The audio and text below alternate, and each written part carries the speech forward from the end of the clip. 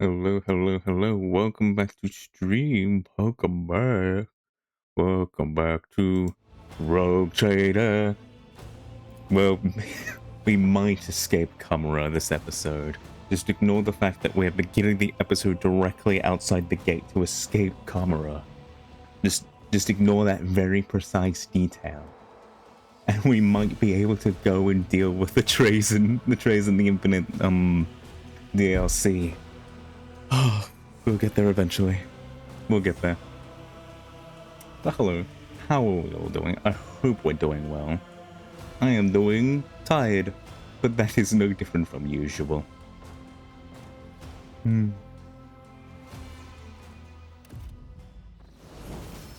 Oh, yippee! I forgot to level everyone up. Great. Broken ribs, crippled arm. Both arms are crippled. Permanent. Wow. And an old injury. Yeah. Oh well, we can handle that. What? Did I do that? Eh? Radic tooth? How does this work? How does any of this work? I want to. Ooh.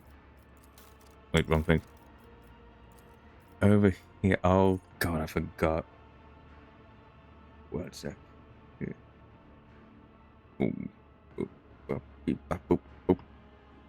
Alright. Psychic Awakening. Actually, this could be good. What's the difference? Pyramid? Sanctic? What is sanctic? What is sanctic? Telepathy? Pyramids? Oh god, that could be good. But I am also gonna kick Morazai off the team once I get back. Oh, I'm tempted.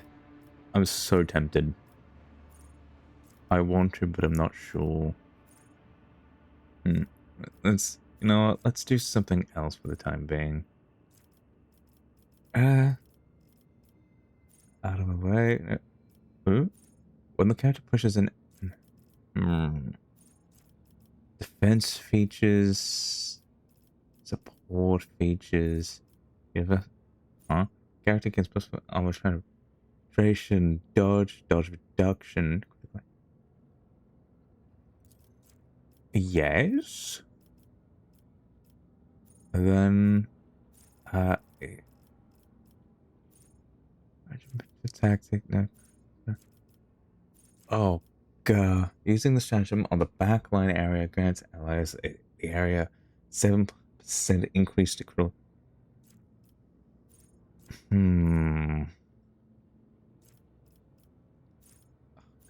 God, this. Oh, they found the oh, my brain. God, you know what? That sounds good. Gilead. Go by type. Character gains plus willpower. I still don't know what willpower does. Increases the chance of resisting negative mental effects.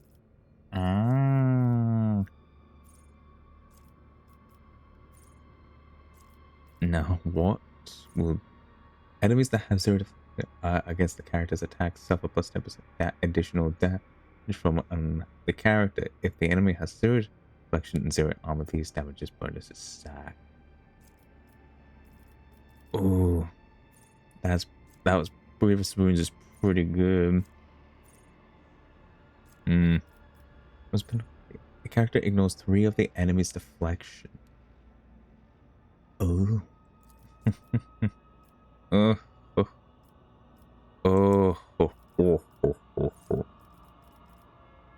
That's pretty good. Bounty. Is this the bounty hunters? Should be. The fact that I've got that claim of main. If claim the bounty kills an enemy, the bounty hunter's next attacks will always score a critical hit. Whenever the bounty hunter kills an enemy with a critical hit, all allies in a 7-cell radius around the target gain. Oh, that's actually pretty solid. Pascal. Death dealer? Whenever the character kills the first enemy in a round, the character immediately makes an additional attack against the closest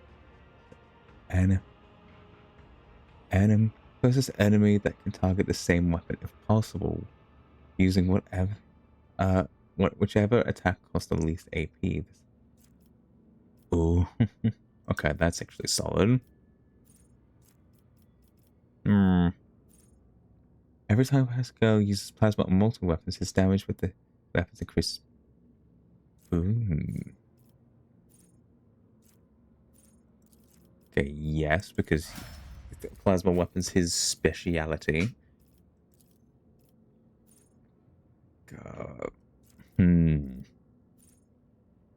Character's doctrine reduction is higher, but crushing yourself.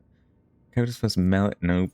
Don't really use melee enough with Argenta. The character's critical hit chance and critical damage are increased by 5% of their dodge.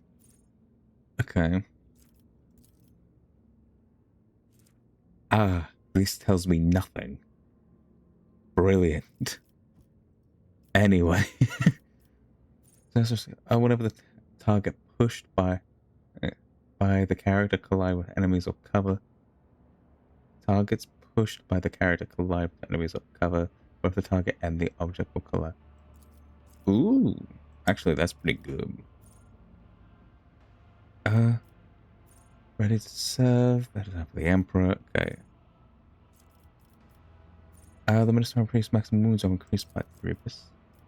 By 3. I will accept that. Because that's actually pretty solid. An ally, after an ally takes an extra charge, provided by the character there.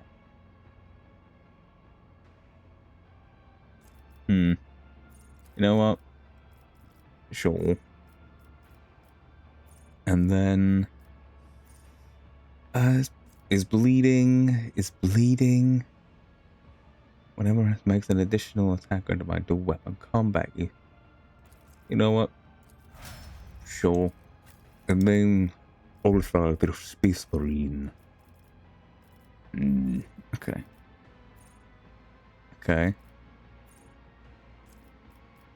Ooh.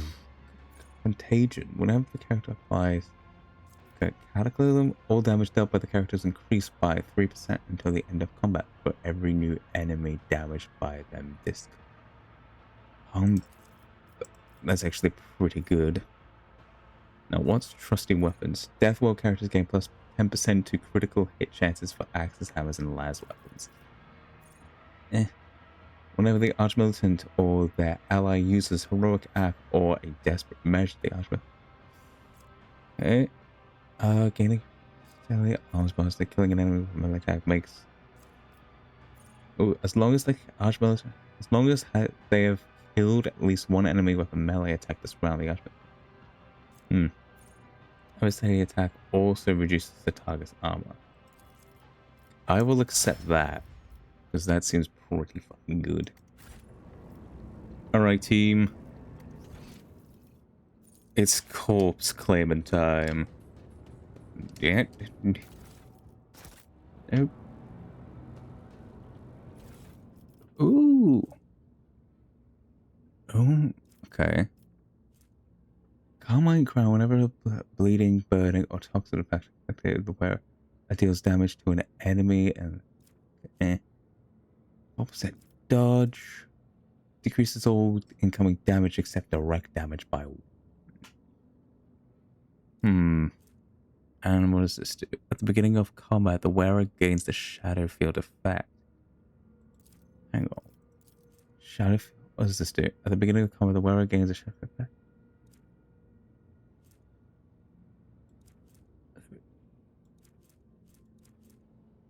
Oh. Okay, that. While under this effect, the wearer counts as being in full cover against ranged attacks. Pretty good. Okay. Well, actually, it might be better for Argent to... That's the wrong spot. Hidden auto stimulate. If the wearer did not move during the prone, they gain temporary wounds equal to 6. If the wearer has conviction, all allies in this moment. I don't know how helpful that's been, so let's give that to Argenta. When the wielder attacks with any ranged weapon at one cell, the attack also inflicts bleeding. Okay, that's pretty good. And anybody else? Yeah. Is that everything? Nope. Clayface corpse.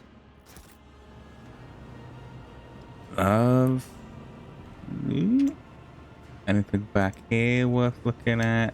Yeah, just walk through the portal to walk through. Yeah, that makes complete and total sense. I ain't gonna question it, so neither should you. Keep your wits about you. Okay, into the webway. Oh. The Imperium's unanswering hostility towards anything that challenges its laws and dogma has calcified over thousands of years. Anyone who deviates from the sanctioned hatred risks their very life. We've done chapter 3. Horrors of Commorragh behind them. Sure. A long and arduous journey, possible only with the help of a Xenos guide lay ahead for the rogue trader and his party. From one strange destination to the next, through unknowable environments, the mere sight of which could drive one to madness. Oh, we're just going through pits of insanity. Brilliant.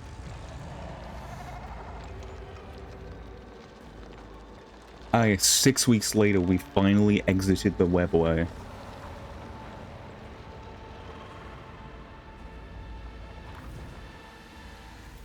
Despite the challenges, they managed to escape the labyrinthian webway and find their way back home. Is this home? Oh, we're in Janus. Activate the webway portal and escape Commorragh. Wow. Gang, we're all here. Ooh. A poorly shaved commoner in worn coveralls eyes with you with suspicion. He is clutching an autogun that looks like it is one careless reload away from falling apart. The man narrows his eyes and inquires, "Oi, hey lot, you're not bandits, are you?" Upon noticing a non-human in your retinue, the old man grimaces with contempt and clutches the aquila hanging around his neck. "And shoving around with inhuman scum, no less. Begone, you lanky freak, or I can bow you in Saint Cognatus' name, and Saint Nicomedes, Keith's name, in Saint Drusius' name." Ooh, Eklendil casts a weary eye over the commoner and inquires quietly, "Is this monk here possessed or simply mad?" Ooh.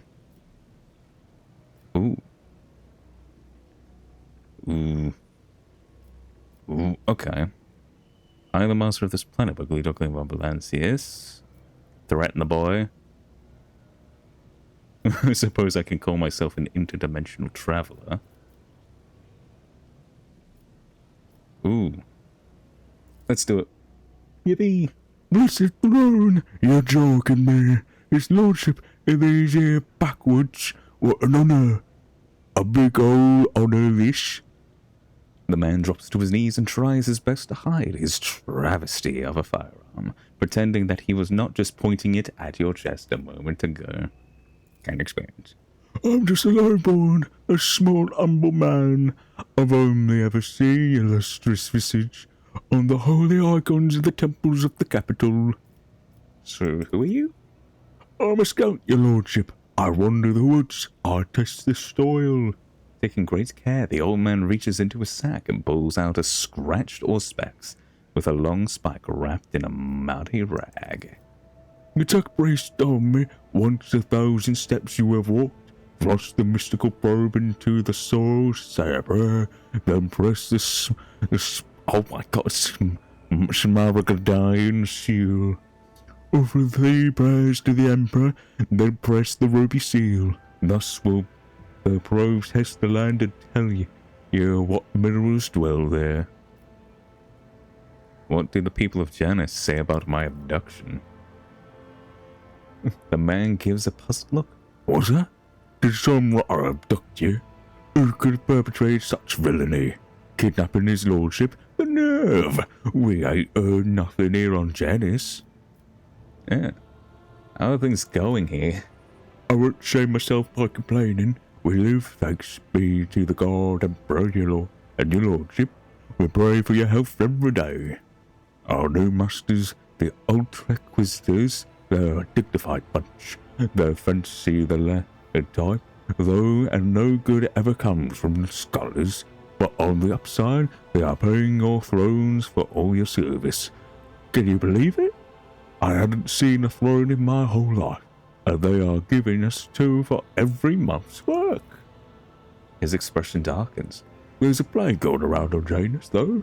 Makes your hair fall out, your skin go pale, and your voice disappear. Turns normal, and preferring people into right freaks. Scum of humanity. We call folks like that wretches. Scary to look at. Better to pull them all down. Well, we do, little by little, with poison. Yeah. Is the governor well? God say I have the foggiest. We've never even heard the governor's name, but he's still beast living under the cursed heretic Vistanza, the bloodsucker. Yeah. I need a shuttle and some means of contacting the astropathic choir so I can summon my void ship here. In a jiffy, your lordship. Please be welcome to a flying ferry. It's right over yonder, in the bush. It's also where our expedition Vox Wizard is staying. Oh, Eklindel shoots you a keen look and asks coldly, will your capital offer protection? I do not wish to extend one prison for another. The old man glances at the Farseer suspiciously. Will that there chatty mug be flying to the capital with your lordship? He's got an awful big mouth. It looks like trouble. Yes, the Xenos is coming with me, as my guest. With a frowning grimace, the commoner bows and mutters under his breath. Oh, this wouldn't well. With guests like these, better grab 'em by the floppers and to the pyre. Burn them right quick. Mate. Okay.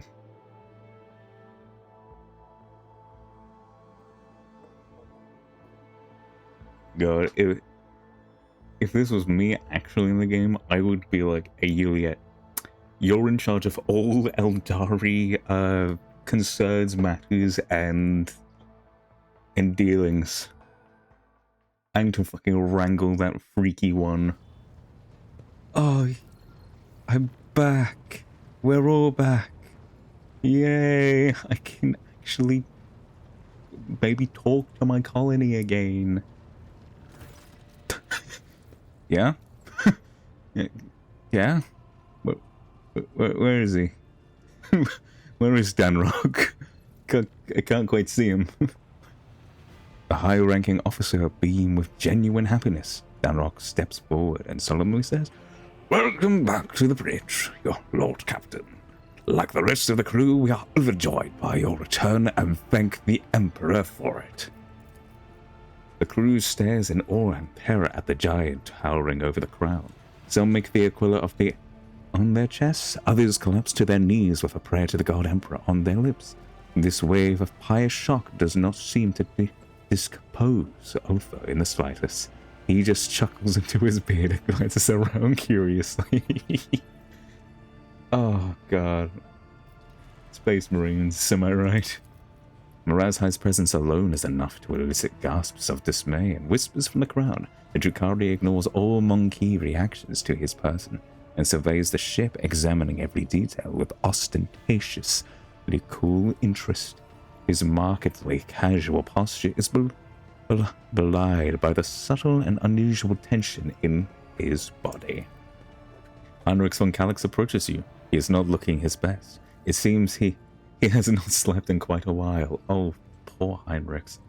Lord Captain, allow me to express how glad I am that you have rejoined us, alive and unharmed. Shireen, light of my eyes, I am overjoyed to see you among us once more. Truly, the Exalted One is merciful for showing you the way back home. I hope all the Ashmags who left us to languish without our Lord Captain have already become food for the warp demons. Dormenberg Doglin, the flagship without you was like a body without a heart. Its blood froze in its veins. We welcome your return and stand ready to serve. Okay, team. First off, how much do you guys know? Not much, Lord Captain. All contact with your party was lost shortly after supposed pirates boarded the ship and abducted your companions' kinspeople. We immediately sent shuttles with boarding parties to your aid, but we didn't find anyone on the ship save for the crew, all of whom had either been butchered or driven insane. Yulia's expression is inscrutably. Oh my god, is inscrutable, but her eyes are fixed on you and you alone.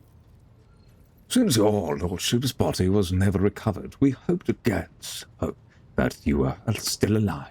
Alas, even our most alert auger operators never spotted anything suspicious, and thus our ignominious failure put you in dire peril. Heinrich's gaze, tense and almost desperate, is focused on you, but he says nothing, now at least. Dare we inquire what happened to your lordship?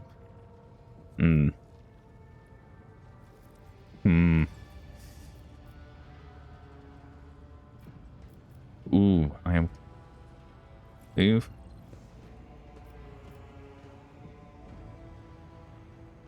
Oh, this is mean. I don't want to blame them for my capture. And I was reading that in my head. Fuck. Ooh. Yuliet helped the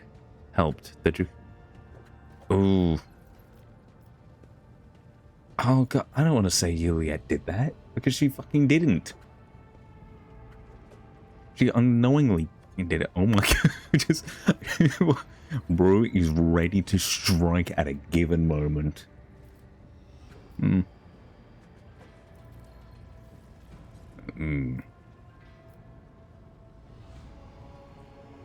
know what? It does not matter. The topic of my disappearance disclosed. As your command, Lord Captain. Where has my ship been all this time? The Officers' Council decided to take the ship to Footfall, where one can hear the gossip of the entire expanse. Our agents tirelessly searched for information about your lordship. Had we heard even a whisper of where you were imprisoned, we would have immediately launched a rescue expedition. God fucking big. This has had like 17 different voices over the course of these streams. Where you were absent, Lord Captain, we made every effort to find you. That resulted in a number of modifications to your ship that have significantly upgraded it. Ooh. Thanks to a favorable deal secured by the esteemed High Factorum, the ship is now equipped with state-of-the-art auger systems and direction finders from Kiava Gamma.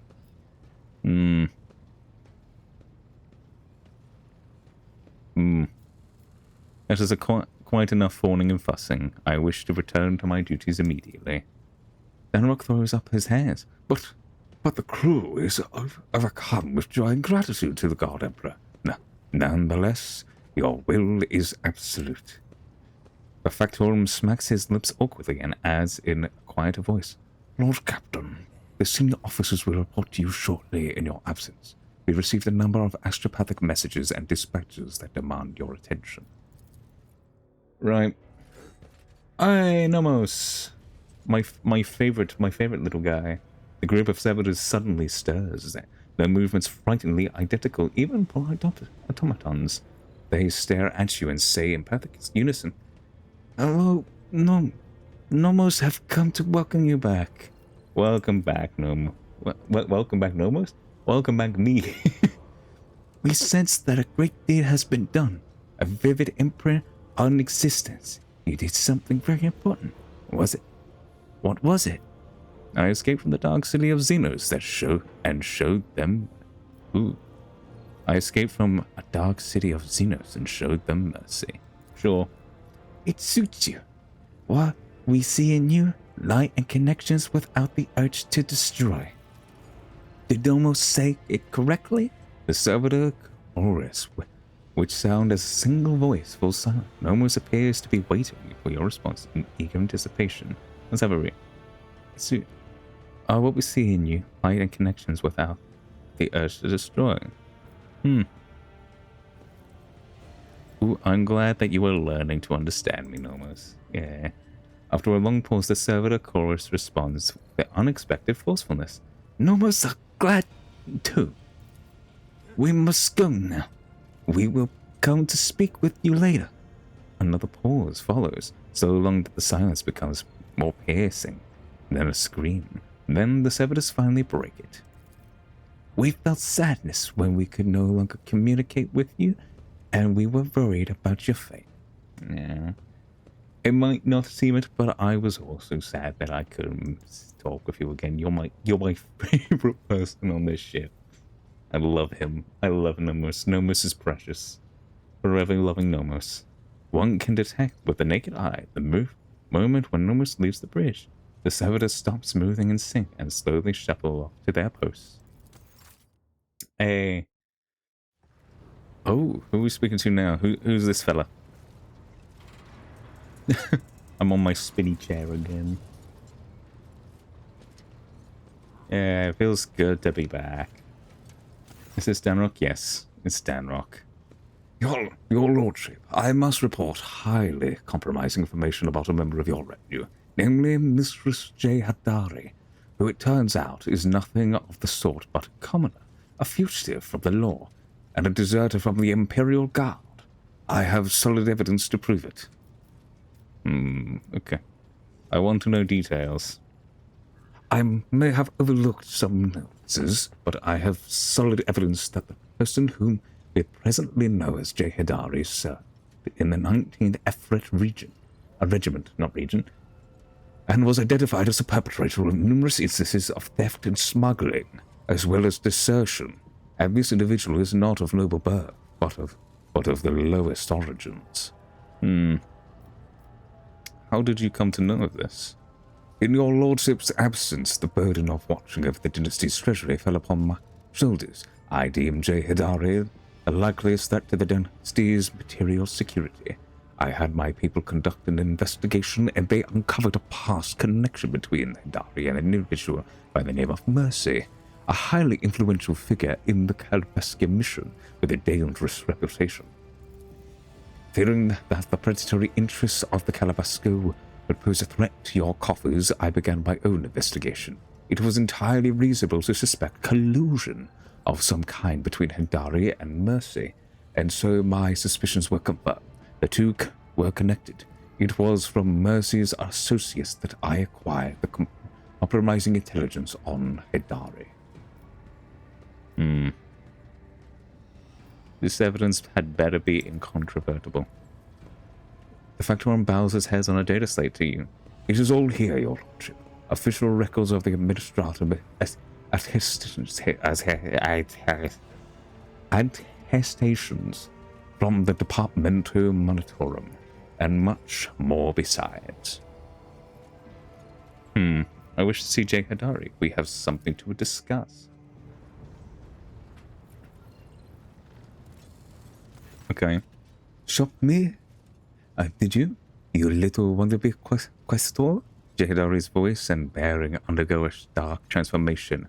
Biting soldier slang cuts through her typically ghetto speech. Don't miss a thing, your servants. Vogadorian and their sneakiest as to. Oh my god, It's been 30 minutes and my brain is already struggling. And they're sneaky as too. They climb up across us to find out what they want to know.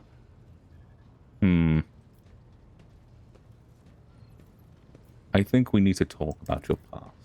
Only if this scum slings his hook. Jay nods at the now much paler Dan Rock. Well, your lordship, ask away. I'll tell it like it is. I'm not going to try to wriggle out of it. Okay. Tell me your real story. So what do you want to hear, Shireen? A children's tale about a beautiful princess? A ballad about a queen of thieves? How about a new story, Shireen? Once upon a time, there was a little girl who lived on a sand-covered lump of rock.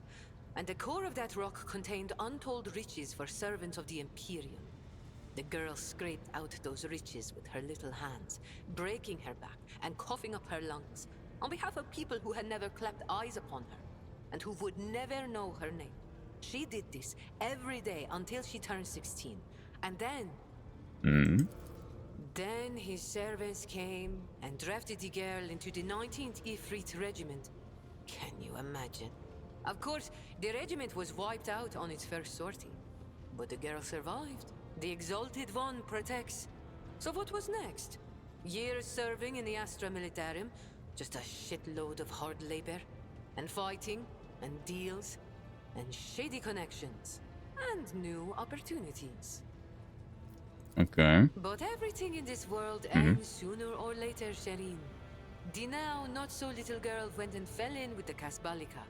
She saved up a little gold, and she even indulged in excess from time to time. Until living the good life almost cost the little girl her head after her patrons got caught in an internal investigation between the Officio Prefectus and Departamento Munitorum. Okay. So the girl ran as fast as her little legs could carry her, until her eyes and the beams of fortune brought her to the expanse. A shitty story, all things considered, Shireen. Kill. No. Do you have a family? The folks on Footfall are my only family, Shireen. The trickster twins and the rest of the rabble, plain-talking and loyal as dogs. And sometimes as dull as the pommel of a worn-out blade. Well, I knew you weren't a princess. Oh, really, Shireen? And there I thought you were quite ready to believe my time-honed thespian performance. So you used to be in the Imperial Guard. Corporal Haydari reporting for duty, sir. Yeah. I've had enough of the Astra Militarum shit to last a lifetime, Shireen. And my body's collected enough souvenirs from run-ins with Xenos and heretics to last 2 lifetimes. Except, when it comes to the Guard, there's no such thing as used to be. That wretched life sank its claws into me good. But that also means I remember what it's like to be a small, shaking, insignificant pawn. And that's why I appreciate what I have now all the more. How did you get involved with the Calabasca? What? You think it's difficult? Once me and my fellow guardsmen snuck into the upper city in search of a good watering hole, where the high and mighty of that world congregated. Another time, our regiment was sent to defend the tallest spires on a hive world. And I had an epiphany. I saw how the other half lives. And by half, I mean the ones born with a diamond spoon in their mouth, instead of an entrenching shovel rammed up their arse. Damn, alright. Shit. My eyes were open to the truth, Shireen. The Imperium is full of opportunities, even for people like myself. The trick is knowing whose palms to grease, whose boots to lick, whose throat to squeeze, and whose arses to kick. I was very popular with everyone in the Guard Command, you see. I'd procure things for them, whatever they wanted. And so the Kasbalika took notice. Ooh. So what? Are you a deserter as well? You know, Shireen, I could still be bouncing around from one world to another, holed up on tired old ships with only venal bronze for company, if I hadn't decided I wanted more for my life. I accepted a shipment from the Kasbalika of certain chemicals. You know, for carnal pleasures and the like. Oh, Some big Vic was throwing a party to aphrodisiacs. celebrate his 5th decade in the service. And that's when I caught the attention of the newly arrived commissar. Oh. I was rummaging through the pockets of Astra Militarum with one hand and shuffling the Casbalican cargo with the other. You can imagine what would have happened to my head had the commissar not started with my higher-ranked patrons. Ew. She draws a thumb across her metallic throat and chuckles bitterly. That explains the lung implant, but what about the hand? It was orcs. Not everything I say is a lie, Shireen. Yeah. I also forgot what happened there, so yeah. I see. Whoop the fu- Never mind. Damn, she tried to be sassy with me. I might accidentally press this button. Who is this Mercy that Denrock has accused you of associating with? We knew each other once. He helped me make the move to the Expanse and establish my first connections. But that's an old story I prefer not to poke at if I can help it. Things are good in my life now, and I don't need mercy. What about your new persona? Are you worried I'm going to start spitting on the deck and shriveling your officers' ears with my foul tongue? Don't be, Shireen. I much prefer being seen as a princess rather than a deserter. I'll continue to play the part in front of the others, but you wanted to talk frankly, so I've dropped the act. Alright. I think we've covered everything. Return to your duties. Sir, yes, sir. Your lordship, Shireen. I'll be here, all primed and ready to go. Jay's lips curved into a faint smile now that the seal of silence that has shackled them for years has finally been broken. God, my fucking back is itching like shit. I'm gonna break every bone of my fucking everything. Fucking kill me. Ugh. Once you start itching, you never stop. Alright. Danrock adjusts his jacket before addressing you. Now then, Lord Captain, shall we get to business? We have a number of items to go over. Right. The Expanse is in flames. Fuck.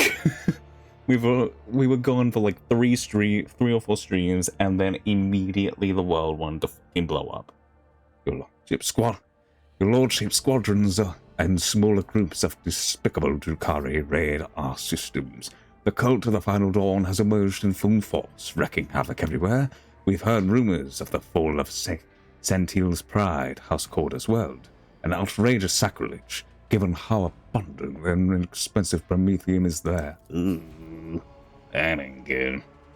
Strife has broken out between House Winterscale and House Corder. Chaos reigns everywhere, only the esteemed Lord Inquisitor is trying to fight it, concentrating all available forces at footfall to draw them into a fist that will smash the rampaging heretics and Xenos.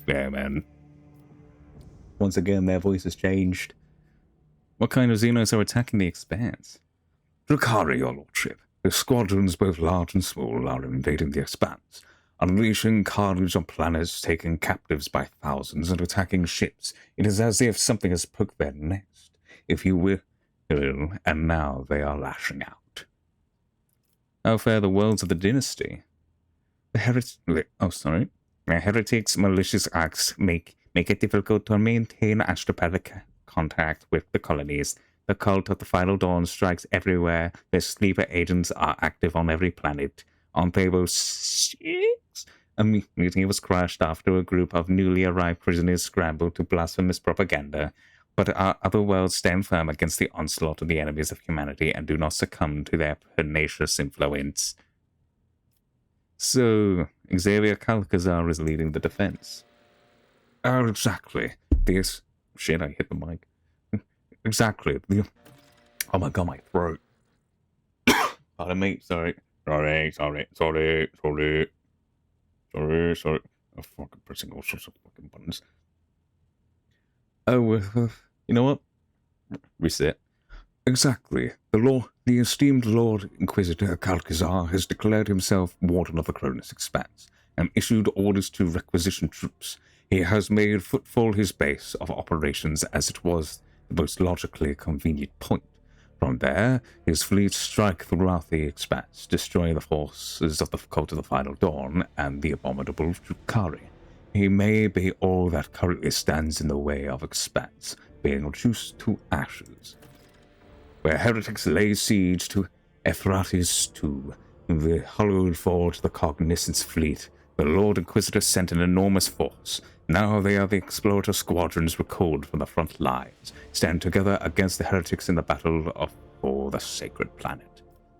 What is the source of strife between Incendia and Caligos? That is a good question. When the esteemed Lord Inquisitor called upon the rogue trader to join his forces, her ladyship Incendia heeded the summons, while his lord, Winterscale, ignored it. For some fucking reason. Rumor has it that his refusal was defiant in manner, and served as a pretext for Lady Corda to declare war on House Winterscale. God. Stupid. God, there's so many things going on. Winterscale's ships are being hunted and his worlds occupied under the pretense of compelling them to submit to the Imperial Creed. Surprisingly, for all his love of fighting, Winterscale is in no hurry to defend his domain. According to intercepted astropathic messages, he and his retinue are currently on Quetzal Tamar hunting down a Xenos fleet, Eldari by all appearances. Is there something else I should know? Lord Captain, during your absence, your retinue has seen certain changes. The esteemed Master Anthar will no longer be able to accompany you. According to the message from the Adeptus Arbites, he has been discharged and is currently an overseer on Favor 6. However, Prefect Voltur has informed me that you have the authority to challenge that decision and have Master Anthar reinstated. Solomon has been discharged, but why? The Adeptus Arbites tasked him with a mission of some sort that, as far as I know, ended in failure, leading to the Master Anthar being deemed unworthy of his rank and unfit to serve you. I'm sorry, what? I would like to know that the Cybermassive is still on board. Due to the damage the dog sustained on Thessera, Master Anthar left it in care of your tech priest. I heard that there was an implant malfunction. The servants of the Omnisci have patched up the creature, but they have also warned that the final synchronization of its implants with those Master Anthar is required before the Cybermastiff can be considered fully repaired. Solomon will rejoin my retinue. I will collect him in person. Then I will send a request to have Master Anthar reinstated and notify the overseers on Salo 6 of your impending arrival. I have good news to share as well. All preparations for the deployment of the Heartless have been completed. The ship is fully operational and ready to perform the duty you sent out for it. Colony reward gained. Very good. Ooh, the Factorum lowers his hand input. There have been other minor developments, if you wish. I will gladly bring up you to speed on the bridge. I would not want them to take up any of your time from this occasion. Ooh, and a couple more things. Thank you for the report, then.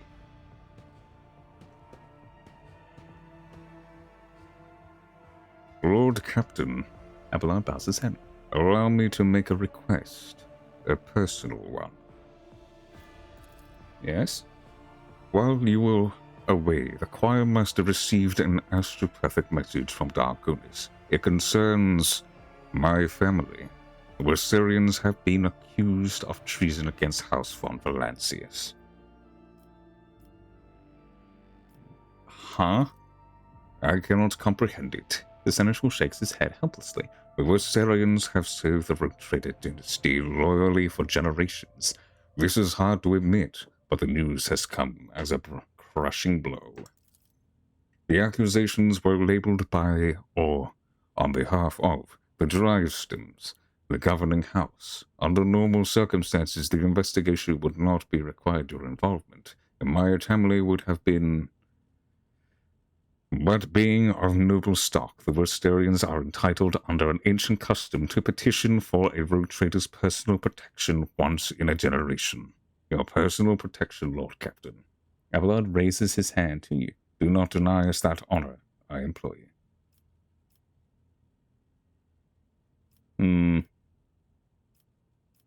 What if your family's guilty, mate? Then the traitors will accept their due punishment. I have never relied on my position as an immunity guarantee, and I will not even try to sway your decision, as long as it is fair and balanced. Tell them I will participate. Or tell the choir master to send a message to Dargona saying I will personally take part in the investigation. If a noble house is causing problems on my home world, I would like to know what the fuck is going on. Abelard breathes a sigh of relief and seems to grow an inch or two taller. It will be done, Lord Captain. Right? Oh god, who's it now? Oh, it's Jay. Alright. The Exalted One bless at the house of the Von Lancius for your largesse of spirit, Shari, and thank you for dying to speak with me. Jay turns unusually hesitant, now tentatively choosing the words that only a moment ago rolled off her tongue in an uninterrupted cascade. Here's the thing, Sharin. My network of trade representatives has been stretched a little too thin recently. Like a chiffon dress on a... that word. Supplies are all over the place. Orders aren't being filed, clients are kicking off, and not without reason, and your revenue is plummeting. I'm sorry, what? That's a big fucking problem. And if that wasn't bad enough, my guys running things from Footfall have been incommunicado recently. And an astropathic message has finally come in to tell me why. Some ashmag or ashmags, thrown smite them, has captured my gang, and they are threatening to kill every last one of those hard grifter webs if I do not do what they want. And they only want one thing, my Mercatum Tabula Officiale, in exchange for my gang's lives. Okay, they can demand it. That doesn't mean, like, the administrator's gonna do shit about it. Jay tosses her thick mane of hair and grits her teeth, looking more vicious than you have ever seen it before. But I am not giving up my certificate for anything, and nor am I going to leave my guys high and dry. That's why I am begging for you, your help and protection, Shadeen. If I have to step into a cage of hyenas, I'd rather do it with a lion by my side.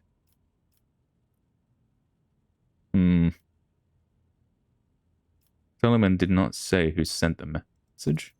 Shadeen, you know yourself that this astropathic chit-chat is nothing but a stream of images.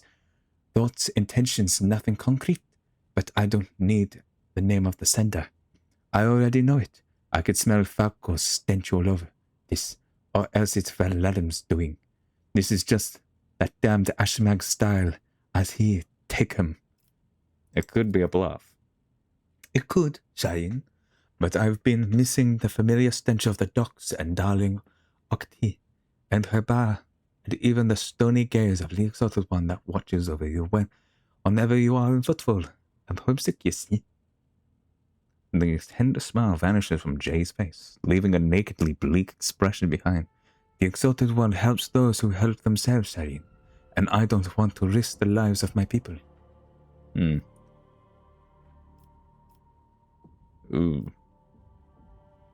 You know what? When we reach Footfall, I will help you find your associates. I look forward to the day, Shahin, and praise be to the Exalted One for bestowing such a measly portion of haughty indifference upon your heart. Oh, Heinrich's here. I've seen Heinrich's face long. I've seen his staff long enough to understand this is Heinrich's. Bogey Dockley. Heinrichs gives you a curt nod in greeting. Nods in return. I apologize for barging in unannounced. I have received news that I must discuss with you face to face. Continue. You may recall that I mentioned that Achilles, Heinrichs pauses before continue, that Achilles Scalander was transferred into my remit by a colleague. The colleague in question has contacted me. She requires my immediate assistance. Ooh. Who is this colleague? Heinrichs hesitates for a moment before answering. Emiliana Lecanthart, Sage the Lord Inquisitor. Oh. Who is she? An acolyte who was assigned a different range of objectives in the Cronus Expanse.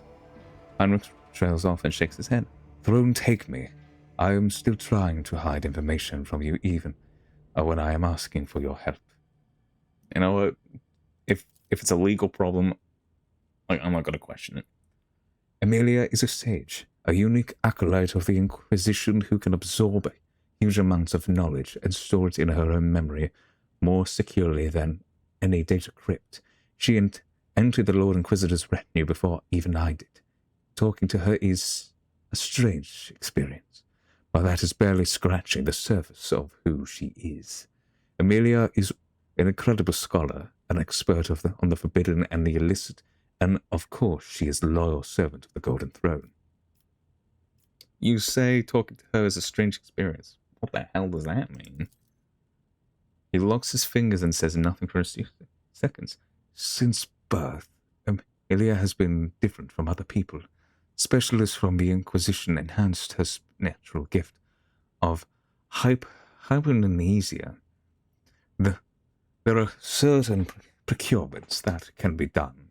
She creates separate blocks of memory, which she can then lock under a code word or even overwrite with new information. She can organize her mind like a normal person arranges boxes on a shelf. Ah, that's actually pretty good. One box might contain information about a recent mission in the Calaxis, another the latest decrees of the Lex Imperialis, and another her own childhood memories. This level of compartmentalization might seem somewhat insane to the untrained eye, but it is a price one must pay to turn an ordinary servant into a useful tool of the Inquisition. Not fair. You said the forbidden and the illicit. What does that mean? Elenia carries knowledge that is forbidden to common servants of the Imperium. She carries this knowledge within herself, as it cannot be entrusted to logs or cogitators. He frowns.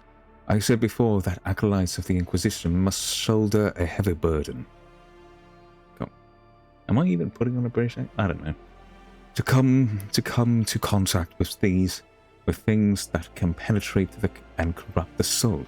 For sages, this is especially trying ordeal.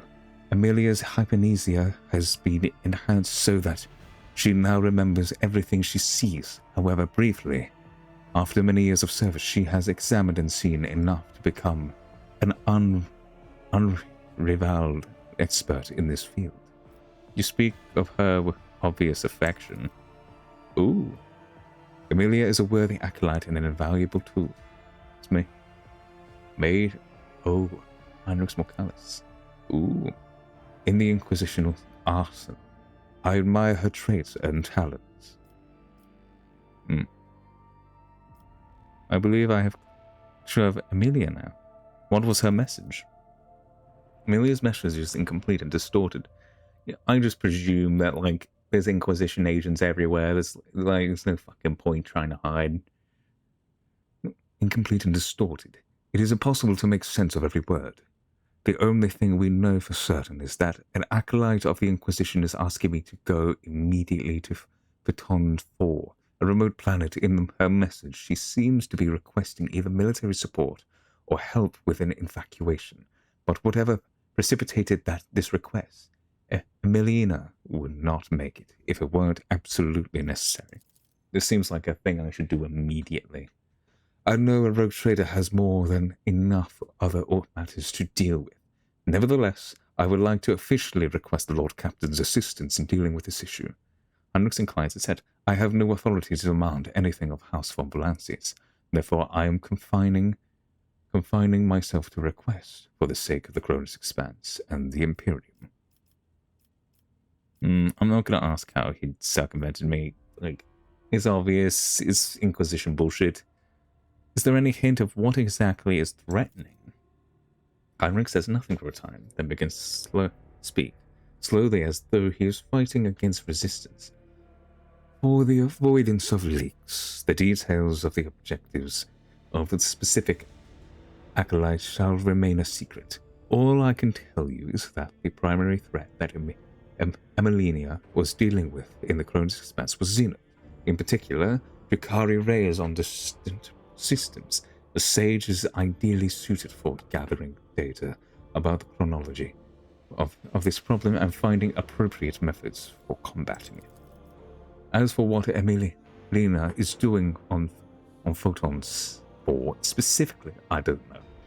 I don't even know any details about the world itself, only that there are humans there, so either it has been colonized or a garrison that has been established there. The cult of the Final Dawn has been my top priority here, and my investigation has given me no cause to turn my attention to the planet.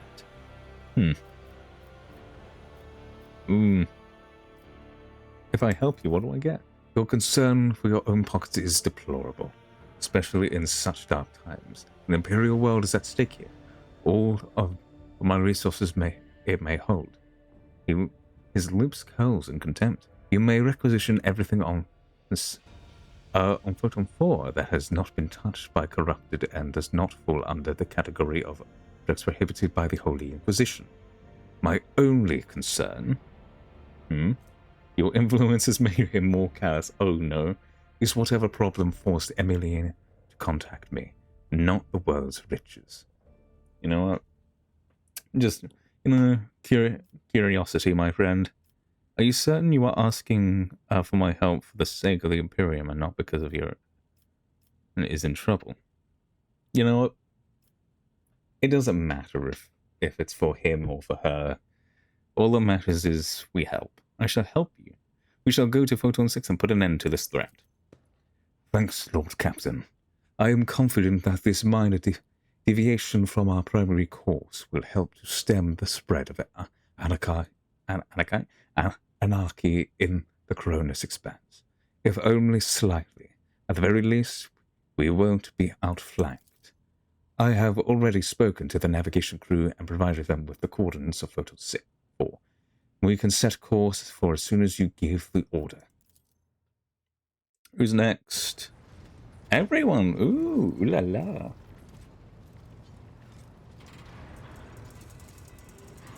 Oh wait, it's everybody. It's everybody. Everybody, including Heinrichs. Neato. Enough, Xenos. Justice will be done, one way or another. Heinrichs' voice drips with venom. Slither all you like, heretic spawn, but you will never leave this ship unscathed.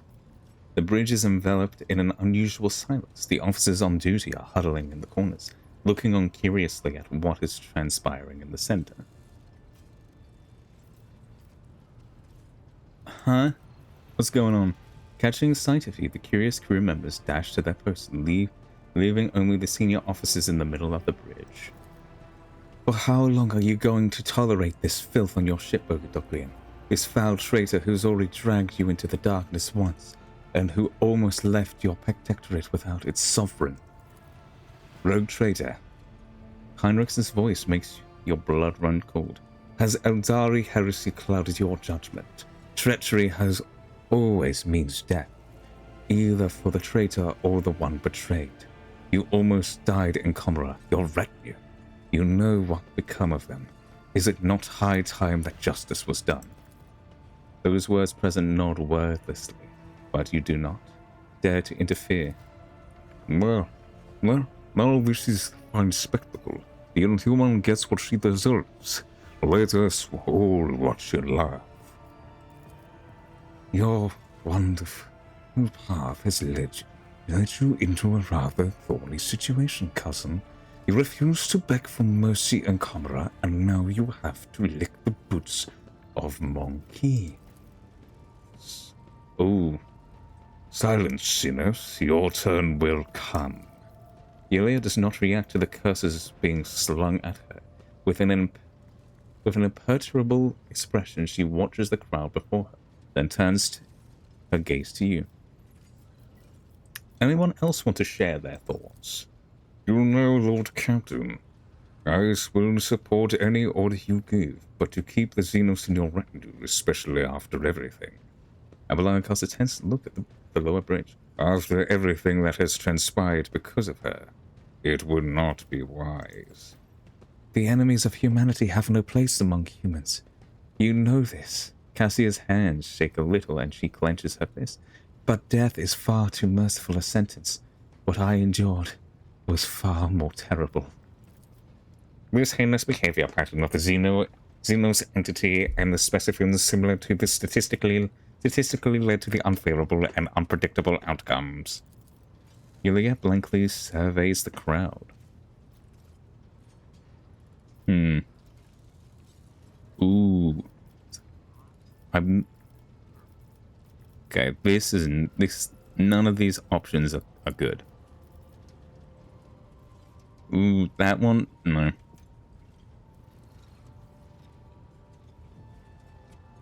Ooh. I think I have forgotten who gives the orders on this ship. How dare you burst onto the moon? Oh. You're like, what the... She is here to stay as part of my retinue. Get used to it.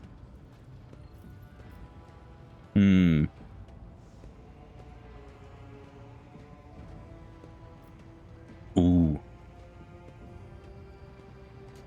You know what? She is here. Suck it up. Humility is not one of your virtues, Xenos. The rogue trader may have stood up for you, but one wrong glance, one slip of the tongue, one suspicious gesture, and your life is over. We both know your words are empty, monkey. You will not disobey the Elentarch's orders, but you see no point in paying for my death with your own. Easy forgiveness is a sign of impeding weakness, rogue trader. Think on this. Argenta reluctantly lifts her head from her weapon. Everyone present timidly averts their eyes. Speaking up against you defiantly was not part of the plan. Are you alright? Is a good first question. She shrugs uncertainly. Your monkey have had it worse. I will live, and the wounds of my soul will eventually heal. They will live, too, but their souls will forever bleed painful memories. Ooh, I would have never left you at their mercy. Yeah, she smiles slightly. Oh. Of course not. You are you. Ooh.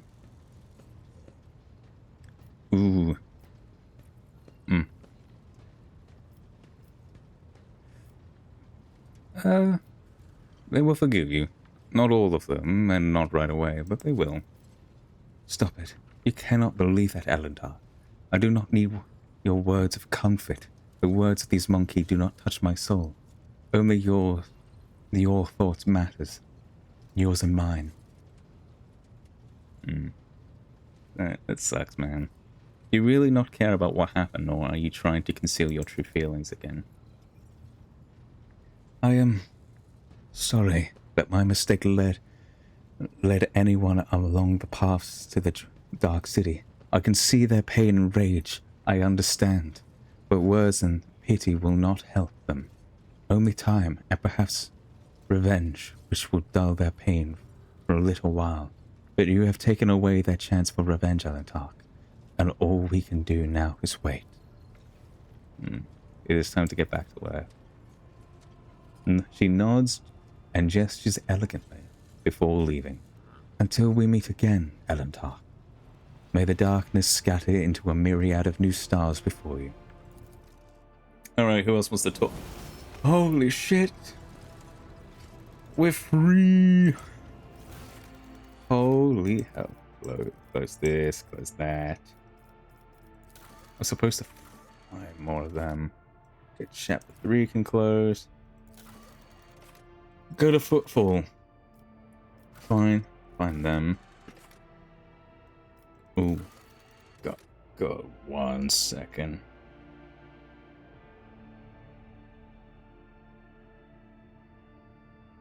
God. All this talking is making my throat fucking... Ugh. Talk to Juliet. That's... Condemned. Go to Thabos, Blood Ties.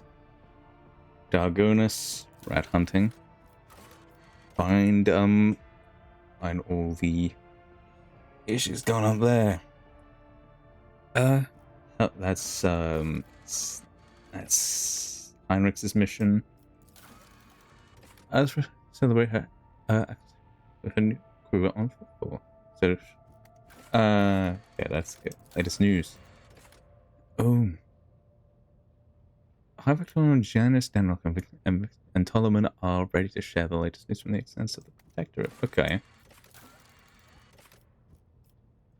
Okay.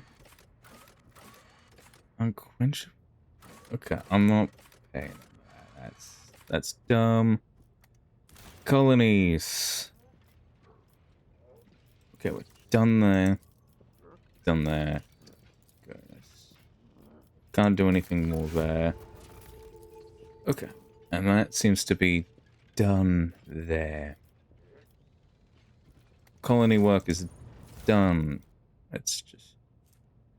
Oh, God.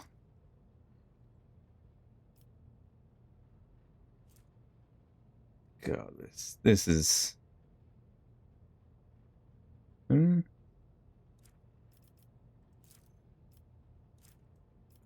upgrade RAM. Don't really want to do that just yet. Not yet.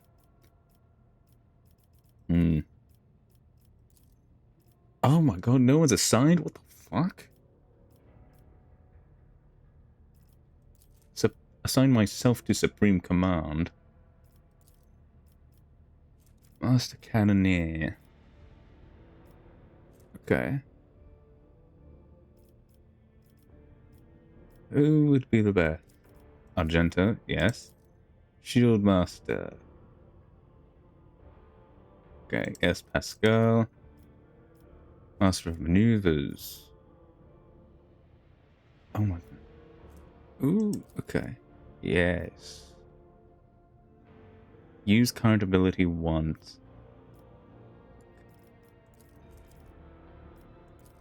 Ooh, okay. Warp Channeler. Heinrich. Right, Heinrich. Cassia.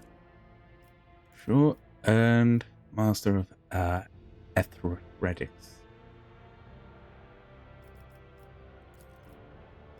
Yes. Okay. Yes. Juliet. Warp Channel. What? Okay. Everyone's been assigned. Okay. Oh my god, there's so many people. There's so... Why did it have to reset like everything? That's tragic. Okay. Right, what do we want? Willpower. Oh god, willpower would be good.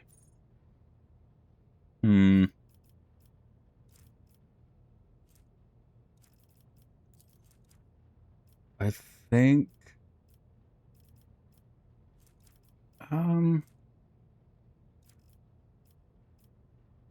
Mostly willpower, probably. First tier archetype ability.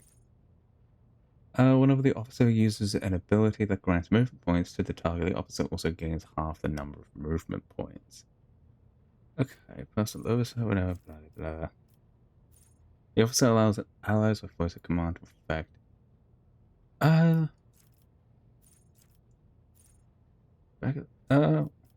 Watch yourself. Targets of move. Fuck. Notify what? Suppression. Once per combat, the deaf ward character suffers the stun, blind, or mobilized effect. This. No, and they stay game plus. You know what? Sure. Juliet. Let's increase that ballistic skill some more. And... Ooh. That seems pretty good. Oh, suppose we... Okay, that's actually pretty good. We wanna do all my typicals. Oh my god, why? Bro. Pascal's intelligence should not be going down. At the way. Yeah, sword by sword. Other forward world. Tech priests. Machine spirit communion applies one stack of exploit on all enemies. Pascal and the target of Medicaid and Macadendra have a total of 10 stacks of Arum. Whether it becomes available again. Ooh. This Macadendra is equipped with all kinds of tools. Machine spirit communion. Again. Additional service code connected directly to the tech systems increases the perception by 10.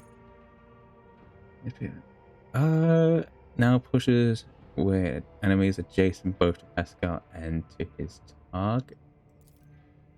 Ooh. It's arc rifle. Against with melee weapons. That could be good. Pascal's attack acceleration. Melee. Actually, that could be good. Argenta. Let's see. Ballistic still going up is pretty good. I just What do we want to improve? More on ballistic skill, probably. Okay.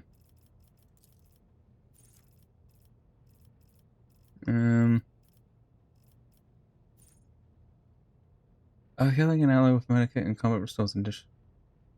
Okay. Tenets of retribution.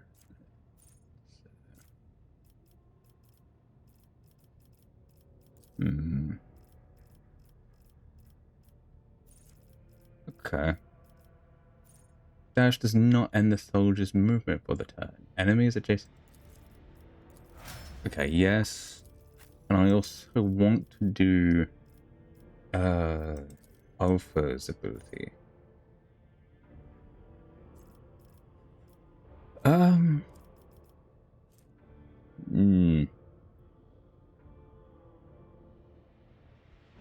Why was okay. Let's improve ballistic skill because that's always good. All the soldiers' area attacks gain plus. Oh, yes. Actually, yes. Then we can leave everybody else there. Oh my god. Janice. Yes. Jocasta. Nomos. Cogitator. Yes. Of let's have. I don't really know who. Let's have a speak with Argenta. And then we can go. Greetings. Nope. Okay. Cassia will have some new. Words cannot describe how boring the bridge is without our stimulating conversations. What does your special sight reveal? I regret that I failed to see Iliad's designs through the prism of my own powers, Lord Captain. But now, I think I'm beginning to understand the Xenos' intentions a little better. Their lies, their fear, their fury. Now Iliad's colors are woven together in my eyes into a single, garish tapestry of alien emotions. And though its shining makes my eyes bleed, I see the way Iliad dissolves into the whiteness of grief every time she speaks of home. And the way crimson flashes electrify the air every time her betrayal is mentioned. Jai continues to envelop herself in the variegation of her habitual masks, changing her colors at will like so many garments. But deep within her heart trembles a timid seedling the color of smoky lilies. It is grimy, burnt, and covered in ash. But it is genuine. Who knows? Perhaps one day Jai will allow it to grow and blossom. The fire of a rising sun illuminates Ulfar's face. A blaze so incandescent, it is painful to look at. But whenever the fire subsides, even for a second, at once an undercoat of dismal grayness and repulsive green haze envelops his shoulders. No one around him notices it. But I see. The Drukhari, Maradai, Eldari hues are always too bright. They stupefy the mind. But with this Xenos, I can only see billowing darkness where his heart should be. Nay, 1,000 shades of darkness. From a slate-colored haze to the midnight black of a starless sky. I prefer not to peer into the gloom of his colors, Lord Captain, lest it swallow me whole. Ooh. Let's talk about us. Right here? Are you sure? Ooh. Ooh. No. Let's talk about other things. Of course. I have enjoyed your The end. Okay. I would like to... The other thing I would like to do is come here.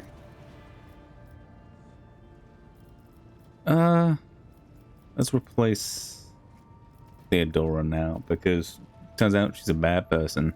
I wish to hear news about my protector, to be informed. We discovered a world that is home to a long-abandoned colony founded centuries ago by one of your predecessors. A ship was sent there, carrying several thousand colonists who were to restore the derelict settlement after the ship entered its system of destination. Contact was lost with it, and its fate remains unknown. Perhaps you might like to investigate the disappearance of the vessel personally. In addition to that, your lordship, pirates have presented a serious problem for your domain. For centuries, a group of bandits headed by a ship called the Elusive Contempt has been raiding cargo vessels on their way to the Protectorate's most plentiful extractia. Their ability to deftly escape pursuit by patrols has allowed them to operate with complete impunity. The pirates' flagship has been spotted into a nearby system. Your lordship, Lord Captain, or your ship, Lord Captain, is sufficiently powerful to finally chase down those brazen scoundrels and bring them to justice. The astropathic choir has received a series of alarming messages concerning the Namir 4 system, where a dangerous space anomaly has supposedly manifested itself. Its nature is unknown by the fabric of space within the system is reported to be curved and unstable. It is said that any ship entering the rain disappears without a trace. I believe we ought to be prudent and steer clear of that system. The Factorum hesitates as if unsure what he has to say. It is unworthy of your attention. There is something else, Lord Captain. The ship's astropaths have caught echoes of alarming messages. Unidentified ships abandoning their crews have been spotted in several systems of the Expanse. It may only be a rumor, but those who encountered them have gone missing. That is all, Lordship. Enough questions. Ooh, actually, can't. I would like to do some stuff. Ooh. Oh. Oh wow. Oh, this is some of the new stuff right here. Ooh, buy everything. Explorators. Yes. Ooh. Okay, buy everything. God, there is so much more now. So much more in the shops. Oh, Oh, that could be really good. This could be really good. Select tradable. Yes. It's not quite here. Quite here yet, but oh god, there's so much good shit. So much good shit everywhere. I want it all. Give it to me. Trottbacca mission. Anything here worthy of? It's alright. It's not great. Still gonna buy it though.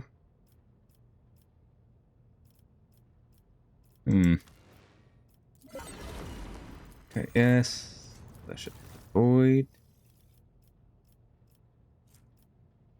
Okay, so many different things. Yeah. No. There's so much here. There wasn't this much stuff before.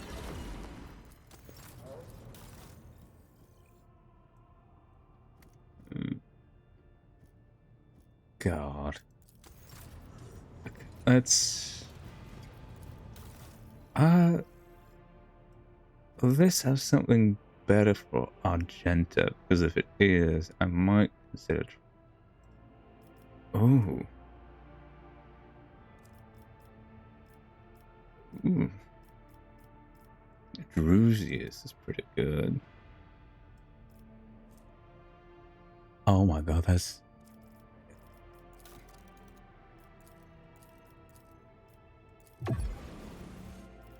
oh my... There's so much Xenos. There's so much. Get here. Reputation. You only want this stuff. Let's go. Oh my god. Yes. Mish. Okay. Sure. Select tradable. Just collect it all.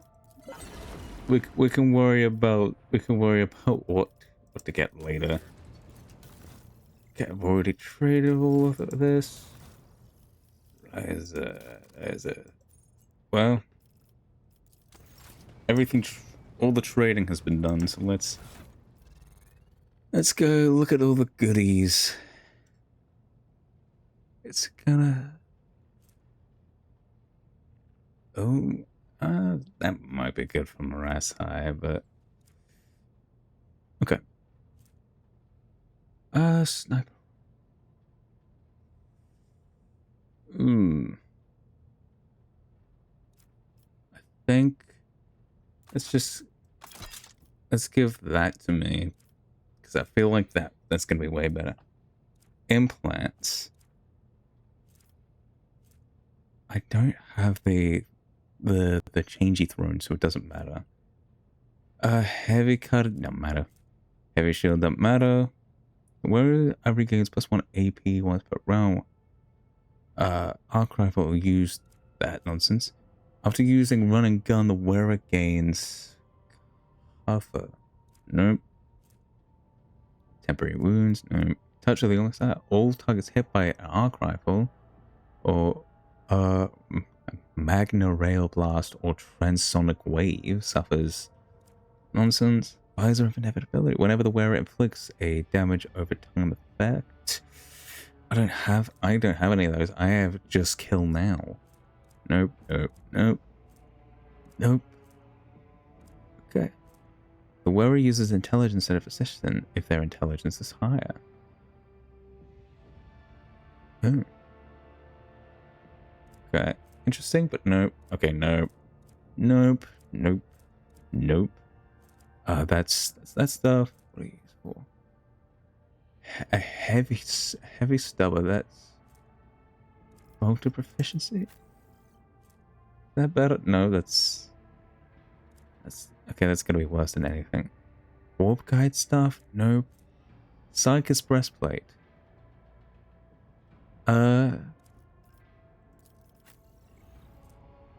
Heavy armor. That would only work on me.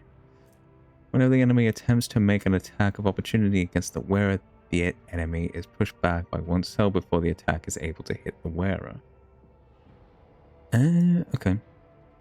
Increases the wearer's chances to hit targets at a range of 10 or. Okay.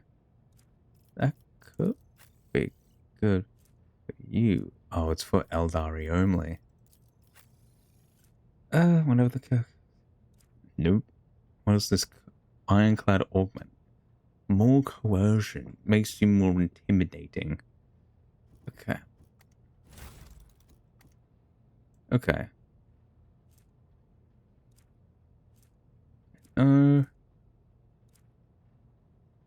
Orders to Lewis. What does this do? Okay. Nope. Boy, medium range 91 to 110 with a wide firing arc. Okay. I think you will actually work better here. Okay. The amount is doubled against the enemy blast attack. Just a consistent 120, I'll accept that. Provides the void shift with 98% hit chance and 5% critical hit. Ooh, okay. I think that's better.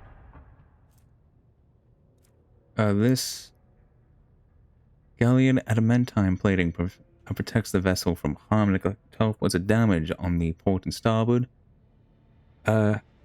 And 5 points on the fore and aft. On the... Okay, this is... Okay, that's just objectively better. Fighters on deck. Wrath fighters. Okay. Allows Wrath fighters to be launched through torpedo tubes. A Wrath fighter wing consists of 4 attacks, each of them equipped with heavy laser turret.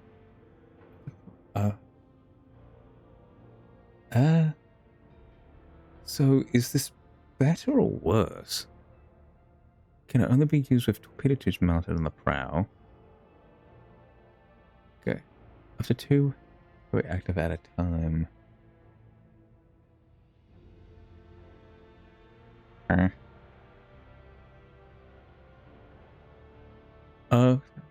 Most of his wings consist of 4 attack, each of them equipped. Each equipped with a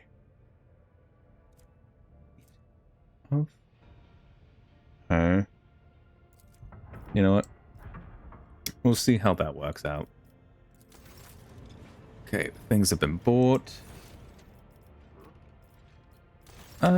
Is there a new special deck on ship because of the DLC? Ooh, okay, that's okay.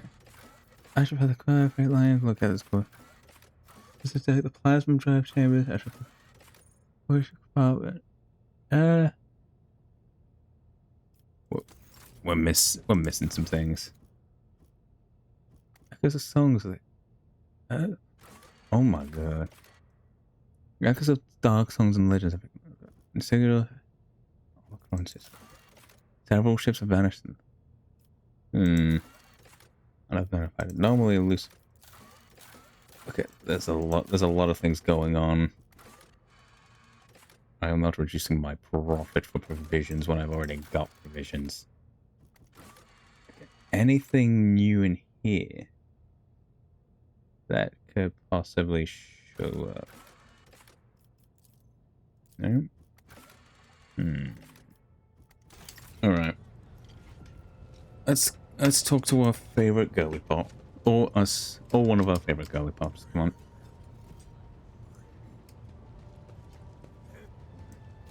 The Dark City released us from its thorny embrace. The wounds of the body will heal. But what about the wounds of the soul? Trottbacca fell, and its demise shattered the fragile lives of countless children of Osirian.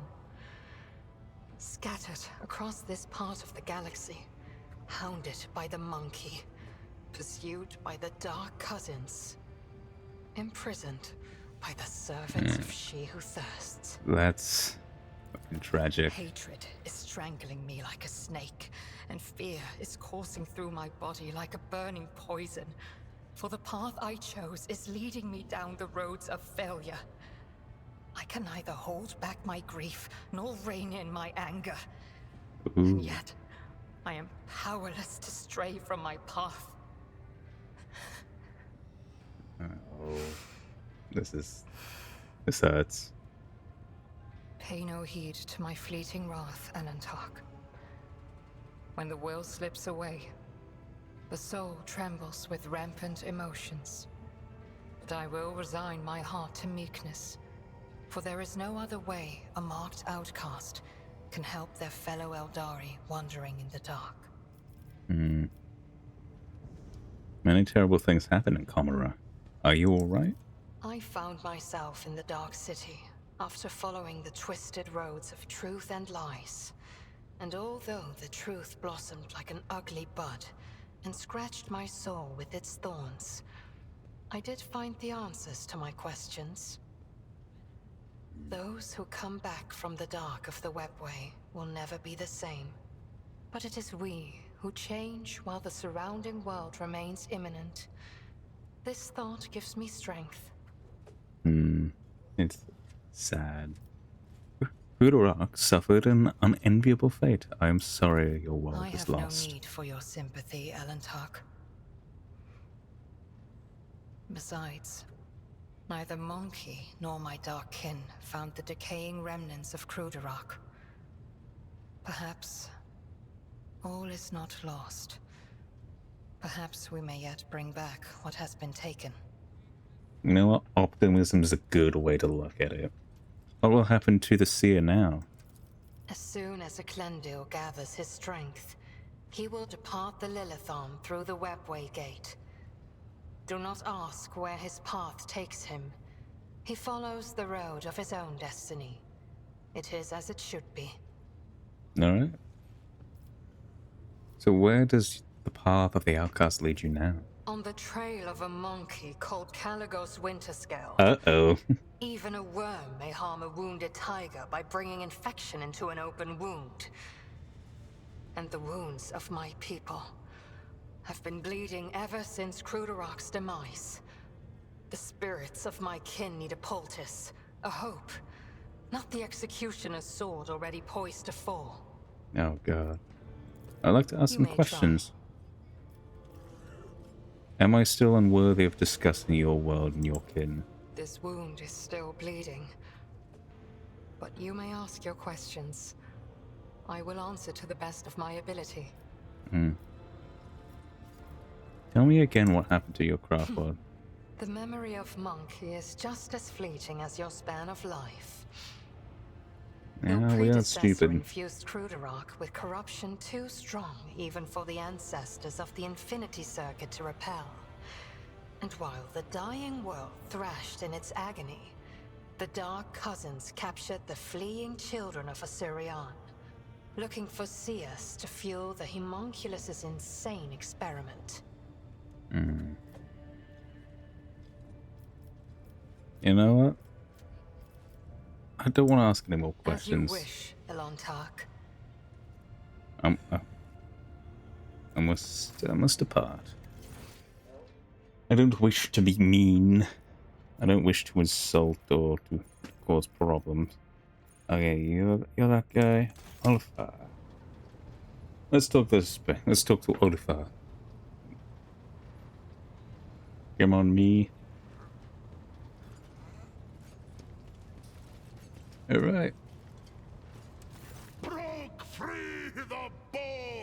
from captors grasping, dark cities, feeble dungeons, eternally disgracing. Flows now this saga in the hall of glorious feasting, where all extol the wolf mighty, and the yet fatter cunning. Ooh. Very nice. I hope you're not going to put off the feast. Our escape demands a grand celebration. Ooh. What are you planning to do with your newly acquired freedom? Find my pack. As we speak, they are likely performing some bloody service for Calcazar. For that reason, I want to have a word with the Inquisitor. Why do you call me Vtuber? This is the name given on Fenris to a pack father, a commander or captain. Ah. An Edfatter answers to a Jarl, the commander of a great company. Okay. Since you are the one who commands your crew, and I follow you at present, I am granting you the honored title of Edfatter. Ooh. Thank you for this honor. Be worthy of it. Thank And you. see that you do not disgrace this glorious rank. I will do my best. Oh. Why do you devour your enemies? What do you think? Obviously to learn battle tactics and battle plans. Oh. The answer seems clear to you. This bloodthirsty warrior was simply gone mad in captivity. Comes to think of it, he was probably slightly deranged even before he was prepped. Ooh.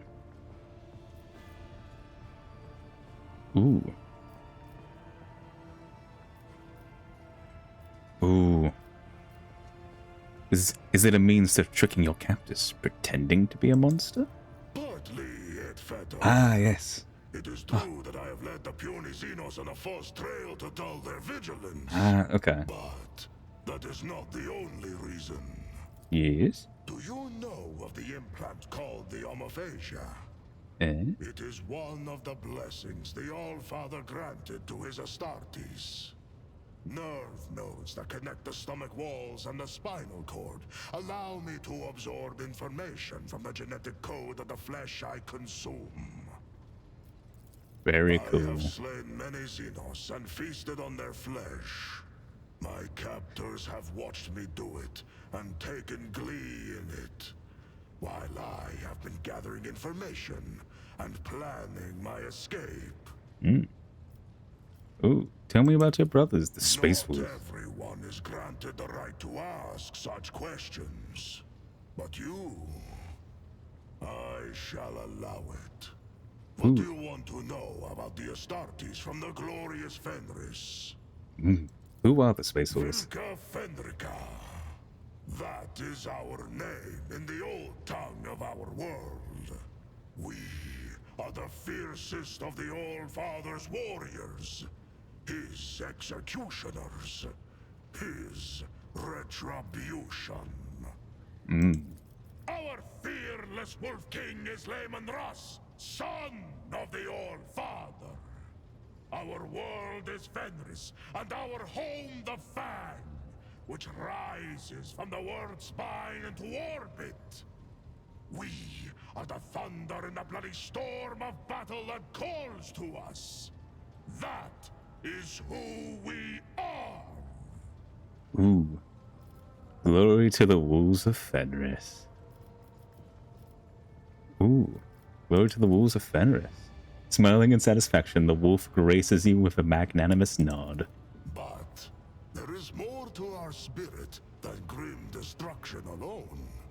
In the Hall of Heroes, we hold feasts the likes of which you will see nowhere else.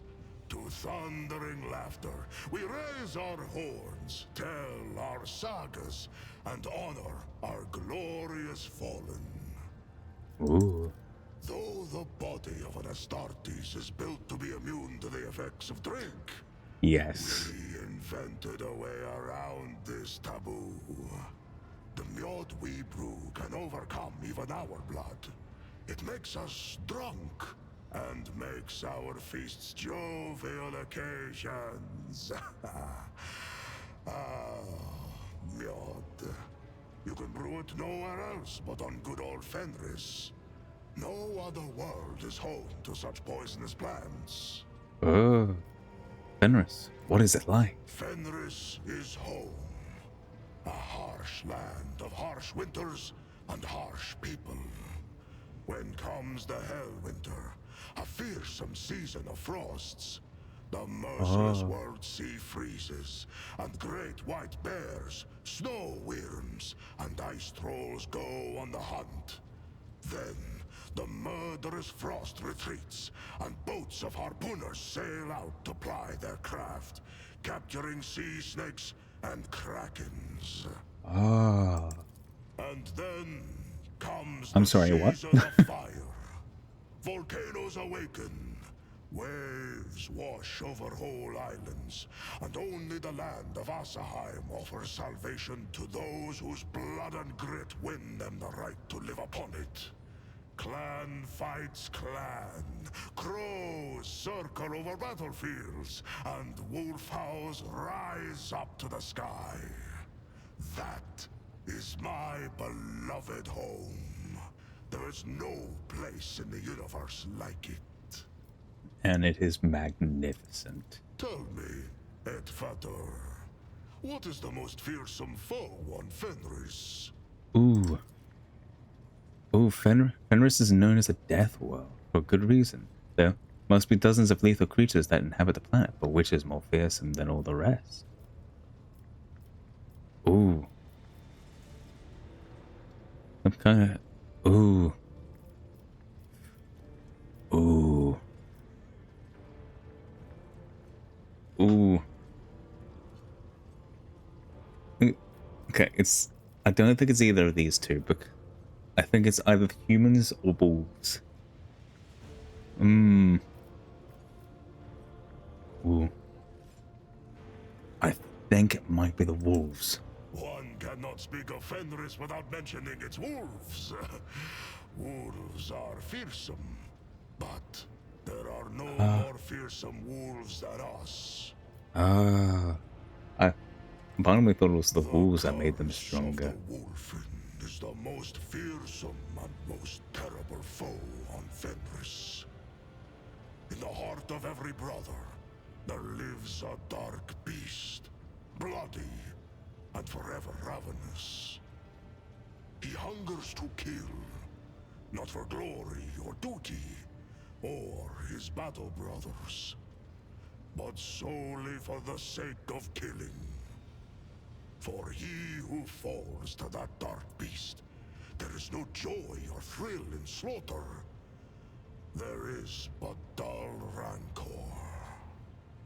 Damn. I thought the Space Wolves were supposed to hide the fact that they got Wolfen. In icons in I have seen, Astarias look much less wild. Gene seed is unique. Lehman Ross blessed us with the Canis Helix, a genetic gift that heightens our senses, making them sharper than those of brothers from other chapters. The Canis Helix kindles a bloodthirst in our hearts and changes our appearance to resemble the lethal wolves of Fenris. Ah. For a Space Marine, you are far from orthodox. The wolves do not take orders from outsiders. We keep the old ways, not the Codex Astartes. We fight in packs, and we are trained and healed by our wise rune and wolf priests. We do not find honor in adorning ourselves in laurels, but instead etch the full names of our fallen kin as a promise of vengeance, and draw strength from that promise. Ooh. What do you believe in? We believe in the great wolves, in the deadly Blackbane and fierce Drakan the Thunderwolf, in the redoubtable Hagar the Mountain Wolf, and in the Bloodied Hunter. in the wolf that stalks between stars, who follows us wherever we may go. Hmm.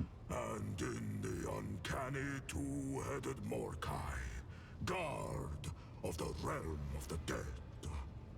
Of the great wolves, some show us their favor. Others are more malign. But each teaches us a lesson. For that, we praise and honor them. Ooh. Does that mean you do not believe the immortal emperor of humanity is a The god? Father is not a god. He is the best of all humans, our perfect forebear. His blood flowed through the veins of Lehman Russ, and Russ's blood flows in me. Does that make me a god? My respect for him has no end, and I am ready to die for him. But what place does faith have here? Is the All-Father like the massive Iron Wolf, whose every tuft of fur forms a mountain on the surface of Fenris? Hmm. Or is he as enormous as the Sun Wolf, which rises to hunt every morning and fills our world with light? The All-Father is not a god, but the highest of humanity. Ordinary humans struggle to grasp this. But we, his warriors and offspring, remember the truth. Hmm. You know what? I will also say, I also believe the emperor is a man and not a god. It makes his deeds all the more glorious. Battling gods is child's play when you yourself are a god. But if you are a man... now, Yeah. that is the stuff that sagas are made of. What else do you wise priests Lacan do? the Ruined Wolf once shared the mysteries of the healing potions and the secrets of magic sagas. He taught them to see the past and future in throne runes, to call down storms, and to carve powerful talismans. Ah. You suddenly feel a whisper of something menacing radiating from Alpha. A necklace of various formidable-looking teeth hangs around his neck, and the teeth are carved in intricate runes. Points at the neck. Is that a powerful charm? The All-Father gifted you with strong intuition. This was made by Skadi Twice-Thinker. The spirits liked him, and one could feast a whole long Hellwinter night to the words of his saga. So keen was his mind. He was my friend. Alpha's face lit a moment ago with ruthless pride. Seems to darken as if a shadow passed across it. You spoke of full names that give you strength. What is your name in that case? Ulfar Redmane. Hey. That is what my brothers call me. Mr. Redmane. Ooh, given the warrior's boastful nature, the indifference with which he revealed his name is surprising. It seems he does not trust you enough to disclose his true name.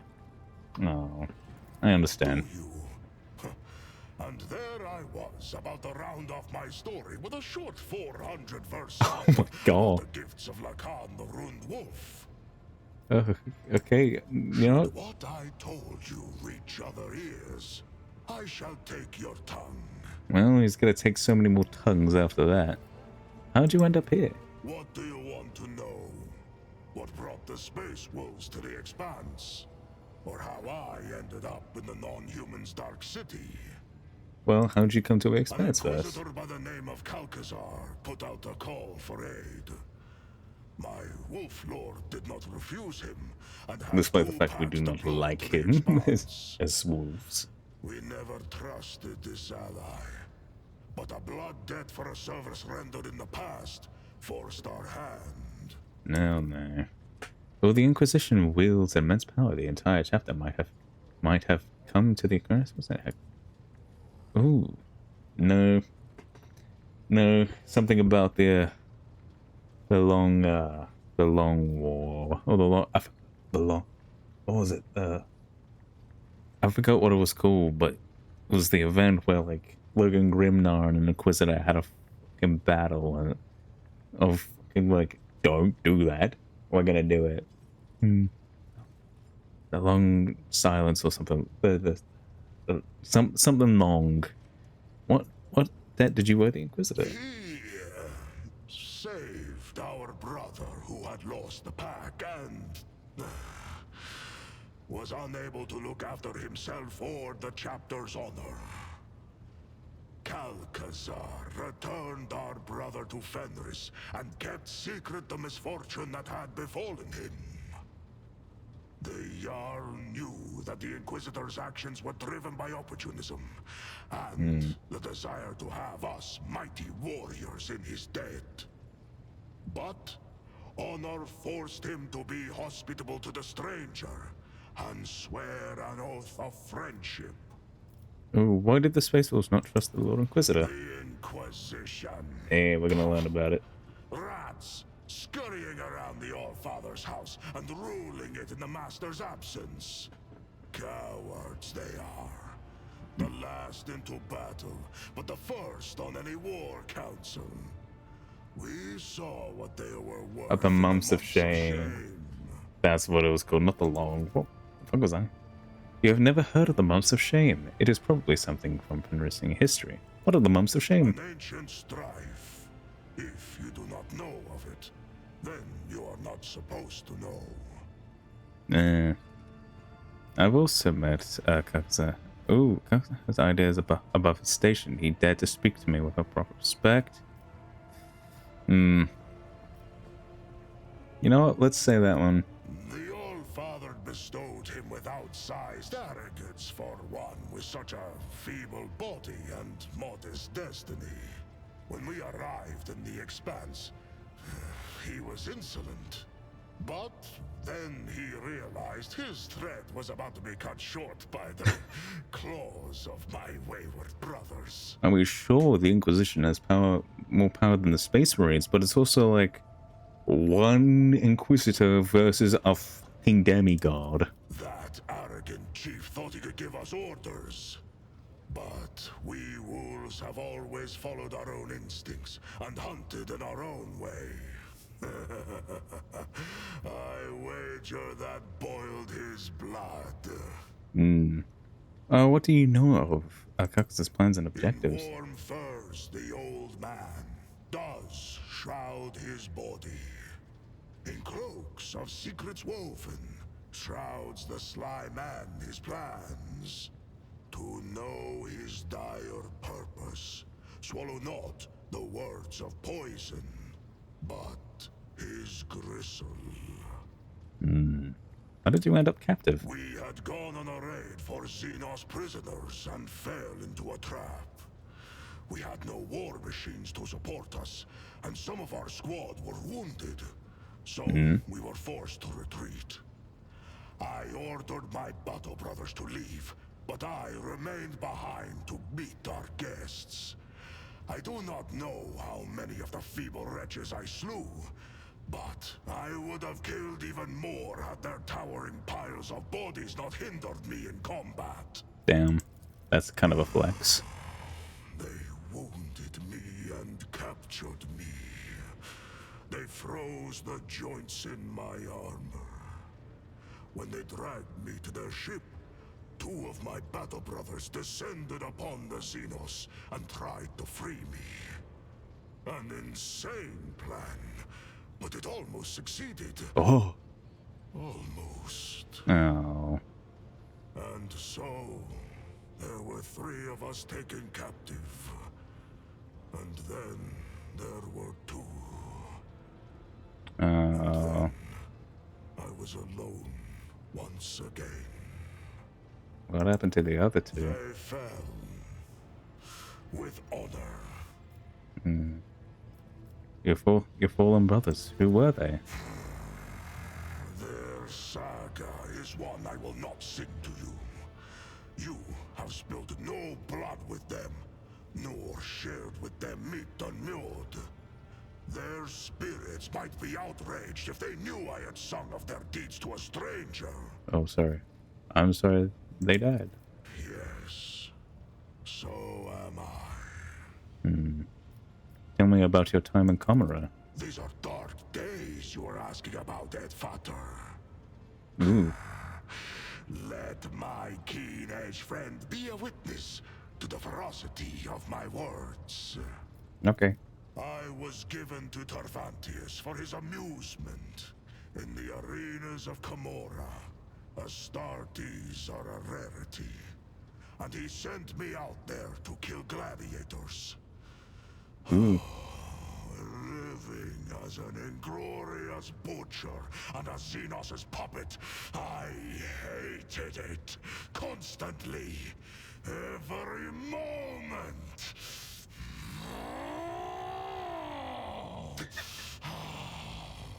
An appropriate reaction, but God. Of my mind before it was twisted to the seven hells. Okay. Every morning I made entreaties to the Allfather, and every night I appealed to Ross. I trained my body, read the litanies, and in the darkest moments I recited my own saga. I recalled every battle, every wound, every brother. And that is how I survived. Always survive. I see. This was a bleak saga, Vtuber. Ooh. Oh, answer a few questions about yourself. Instinct bids me to remain silent. Oh, Such sorry. knowledge is not to be shared with just anyone. Only those who possess my complete trust. I must take my leave then. Fenris Hjolda, Vtuber. Fenris Hjolda. What a spell fellow. And go. Let's talk to Nomos. Oh god, they're fucking all here. Hey man. Oh my. The servitor built into the huge cogitator turns its head toward you. The vox emits a rasping voice. Hello, Nomos. Welcome your visit. What you been up to, man? We have been studying and observing, and helping the ship when we can. So many mechanisms, they would have suffered without our input. Ooh. You want to serve this body at my Magna Assessio? Nomos, so how is it that you are here once again in my cogitator? Nomos are not in cogitator, or in servitor. We cannot say where we are, but our existence is tied to the existence of the ship for now. The servitor and the cogitator are only external interfaces, shells, like humans and their bodies.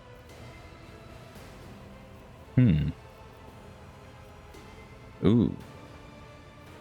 So you're like a big spirit of the ship? Nomos is silent for a long time, as though mulling over those. We do not know where we are. But the ship is not us. The ship is our cradle. We may rise from it. One day, we like that. Bodies are not merely shells. No, they are shells. Rasping voice sounds animate. A human's existence is more than existence of its shell. This is obvious to me. There is always something more, something that simmers and shines, for which the dark light and wicked hunger are always witching. Alright. Alright. You read the data bank recovered from Theodore's cache, and then you said the incident marked the beginning of Nomos. What did that mean by that? Yes, Nomos, remember. You brought us data sustenance, and it contained a name. Epitaph. We recognized it. No, not like that. In the name, we recognize the place where Nomos originated. What about the research notes on the tech blight that we obtained from the cache on Yapa Gamma? Ooh. The name is also known to us. It is related to Nomos, although we do not understand how. Incident N872-04 was a ship-wide system failure of some kind. It and epithet had something to do with the ship flying better. The incident marked the beginning of us. The ship became better because of us too. These are all links in the same chain, but we cannot pierce them together yet.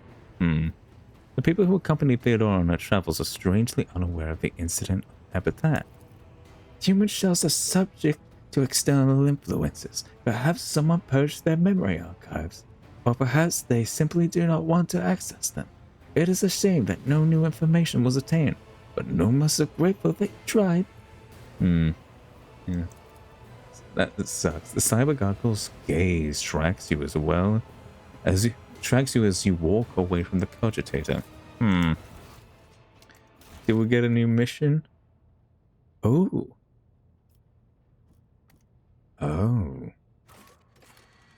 There we go. New stuff on the way there.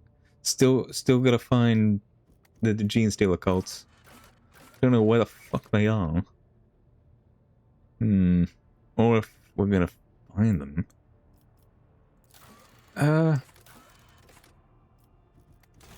Okay. Let's have a... Let's see if... Okay. Jay Hadari.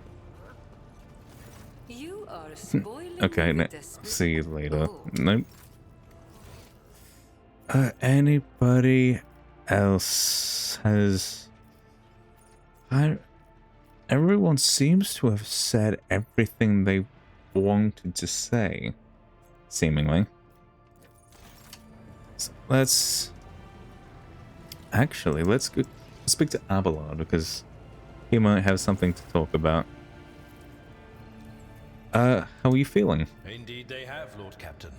The rejuvenating procedures have turned the clock back once more. Hey. Just don't ask me how many needles our God. had to stick in me to make it happen. But I am recovered from the ills of old age. Well, most of them. One cannot evade death forever. Every time I come to the brink, it takes another bite out of me. Okay. I must take my leave. Until next time, Seneschal. Lord Captain. Oh yeah, let's talk to everybody. Wait. I'm not gonna talk to Marasai right now. That is not a thing I wanna do. Pascal. My apologies. 19% of my processing power is engaged in the analysis of my tech comrade's memory.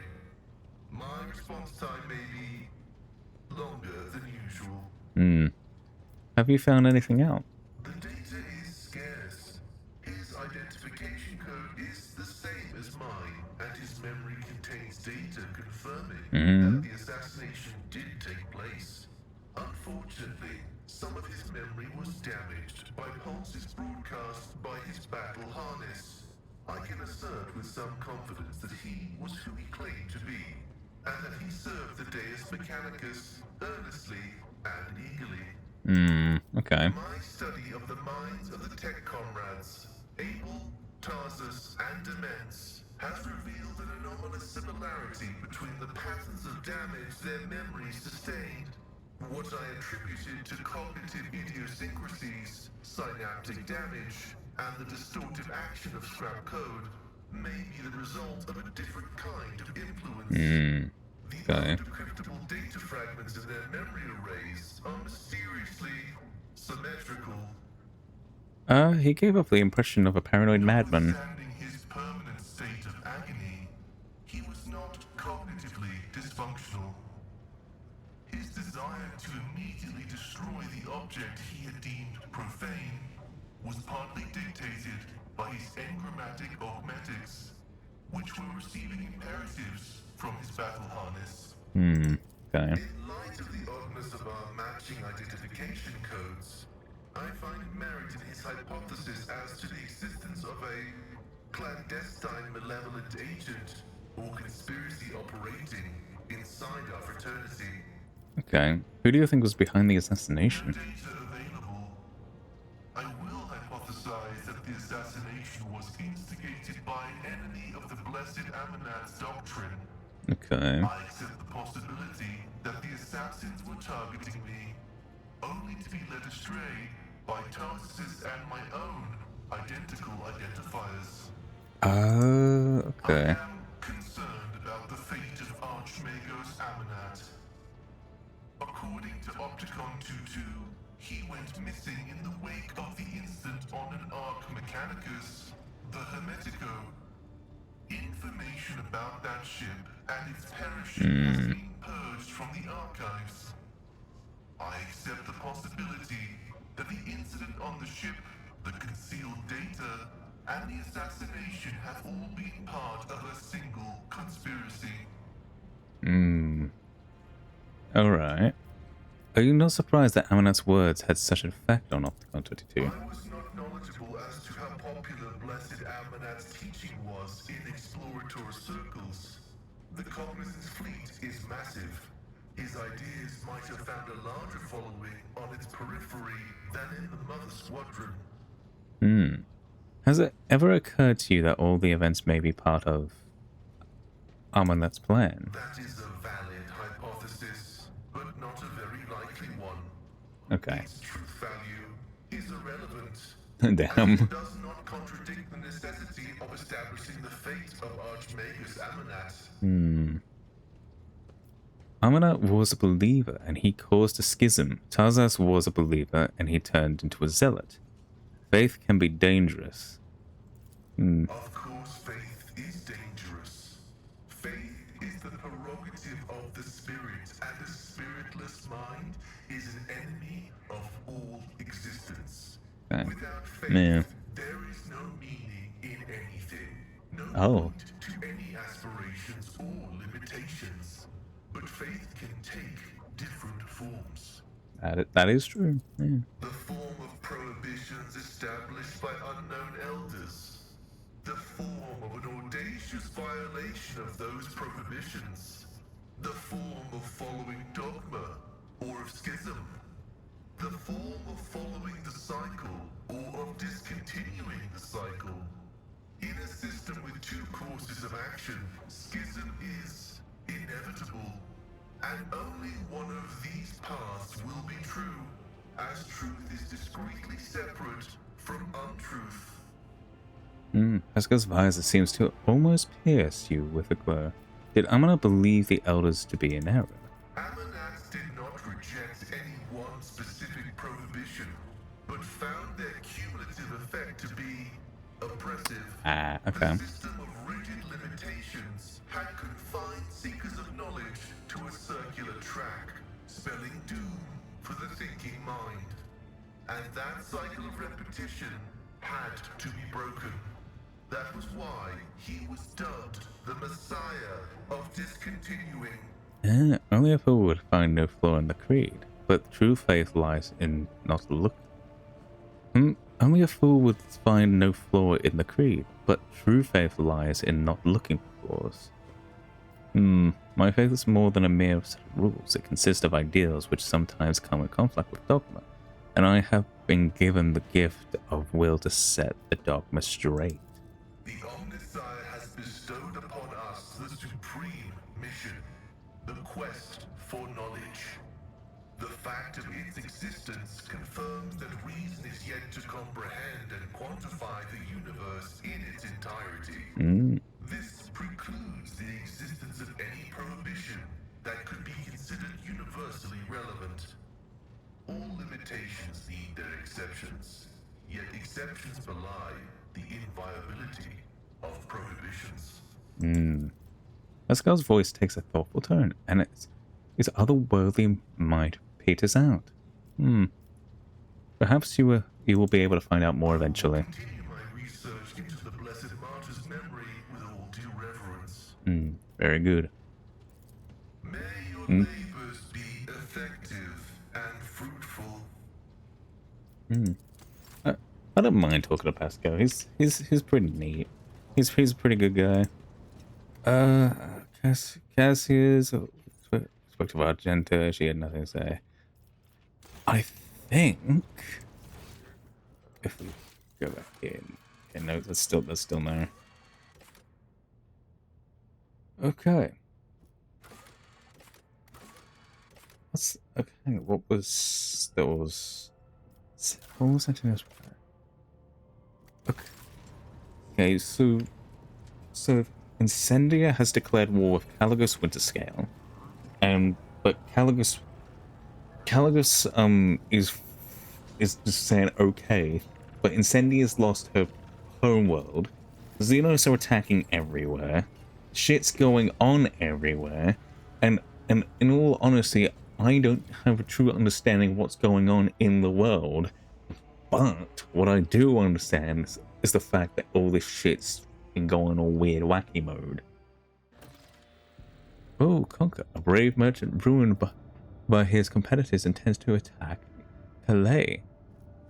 Oh my god. Oh, what? Right. Oh, good.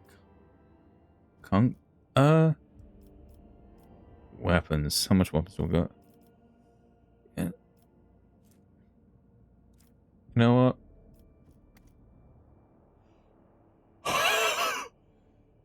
I think there's been a couple of that things. Chemicals. How much chemicals do I have? 24. Yeah. Sure. Xenotech. How much Xenotech do I have? Sure. Adamant. Adamant. How much adamant? For mechanisms. Weapons, yes. Conqueror. Yes, we can give up those weapons. Pyramids of Death. Profit fact. No. People and weapons go down. But, oh, that goes up, sure. Oh, you completed 20 trade contacts. Master of Trade. Thank you very much.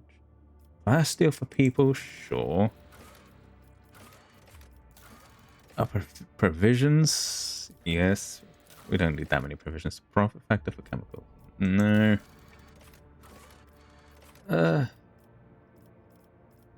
Profit factor for our shadow. Okay, let's check Iliad, because that might... No, I think we're good there.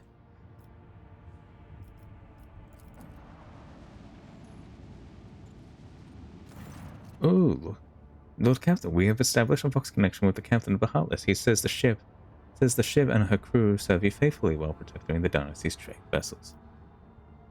Oh, I'm curious to hear about what they've been doing. Wow, they've got me stuff. Ooh, the Captain reports the destruction of a pirate ship. The heretics did not know that Sargona was no longer the master of the Heartless and offered to buy captives. Your servants immediately delivered a sudden strike and dispatched the brigands. The captain is pleased to present to you a shuttle load of spoils. Thank you very much. Let's us head to the map, because I'm sure there's going to be a shit ton new systems that we can go and have a look at.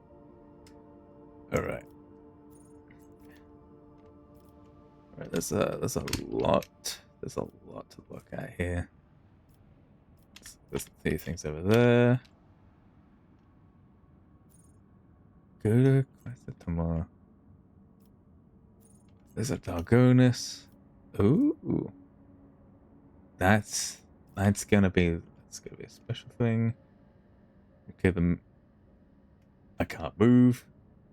The game's freezing on me. Fucking great. Okay, lovely. Condemned. Okay, that's that. What was that thing? Okay. Gotta get a footfall. God, there are so many things I've got to do. Let's... Elusive Plunderers. Ooh. Okay. What is... Okay, we can make that. What is One Way Road? The ruler price of human right Hannibal and condemned. The incident. 3 sorrowful flages. Okay. Instant help the ruler. Hidari, latest news. Guessing down here. There have been successful attempts to restore an abandoned colony as nearly as the colonist ship went dark shortly after. As plunderers identified. Let's. Okay. Let's head this way. Your Lordship, I beg your pardon, but this cannot wait. Drive Master Zira Talar entreats you to a visit to the sector by Onika. Jason, at your earliest convenience, the ancient archaeotech that sacred implementation throne is the risk of being lost forever. The relic is unique and as old as the ship itself. It was damaged during the traitor Vtuber's mutiny. Despite the tech priest's ceaseless prayers, its machine spirits continue to fade away and may soon be irretrievably lost. I shall descend to the sector Bionica immediately. He sighs in relief. I humbly await your arrival. Alright. Got a little picture there. God, 2 hours of talking and then we actually get into the trays and stuff. I know this part is 100% related to Trazin the Infinite. That's... Oh. Oh, no.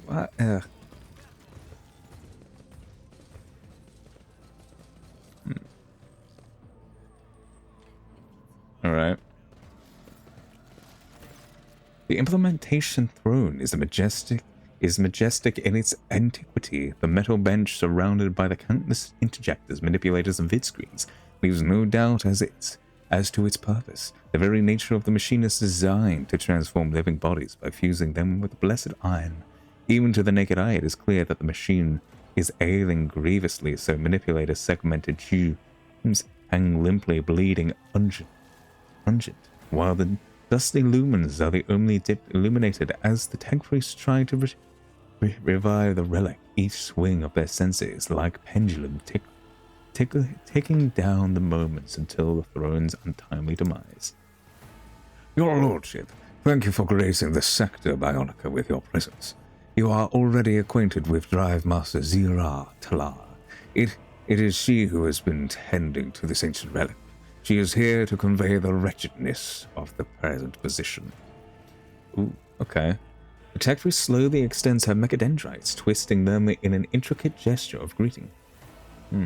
Lord Captain, the blessed machine spirit that dwells within the throne is fading. I and many grieving tech priests have been performing unending sacraments of tech healing and prayers of operational benediction on this throne, but even our devotions are merely staving off the inevitable. This throne is a creation of the Omnisci made centuries ago. Even before the unholy desecration of the relic, we were barely able to propagate its ancient machine spirit to perform sacred augmentation procedures. Many litanies and operation protocols did not survive through the ages. Now, with the demise of the keepers of the implementation throne during the mutiny, they have been lost forever. This sacred machine must be saved at all costs. What makes this machine so good? It is unique. One of a kind. Great. Of course, the tech priests are doing that shit. The tech priest's optical augment, flash, and surprising fervor creeps into her voice. In the largest annals of the Adeptus Mechanicus, this throne is identified as a shrine capable of autonomous augmentation rituals. Its loss is unacceptable, and any condoning of its sacrilege. In addition, only the rogue trader or persons authorized by the rogue trader may use it. It is an invaluable investment in your longevity and bodily integrity. How the hell was it damaged? No, pardon me. My most sincerest apologies. The High Vectorum clears his throat and grimaces. During the uprising instigated by the rebellious Master of Whispers, the sector Bionica was besieged. The janitors and the Medicare officers heroically defended the throne, but eventually the rebels broke through. Most of the defenders fell in battle, and many machines were lost or damaged. Many were able to be restored, but the throne was particularly badly damaged. What sacraments can the throne perform? This shrine is capable of autonomously healing flesh and blessing it with augmetics under the supervision of a knowledge janitor. Complex procedures can be performed with unimaginable speed and precision, and stimulants administered in required proportions and combinations. It is a true miracle of the Omnisphere, and how do we save it? Only the machine, servant of the machine god, endowed with a high rank of janitor extremis, versed in all necessary rituals and learned in its mystical currents of the molten force, can perform the representative sacraments and reanimate this mechanism. The only place where one might find such a servant is on the cloistered station of Alta Templum Alexis Exit 17.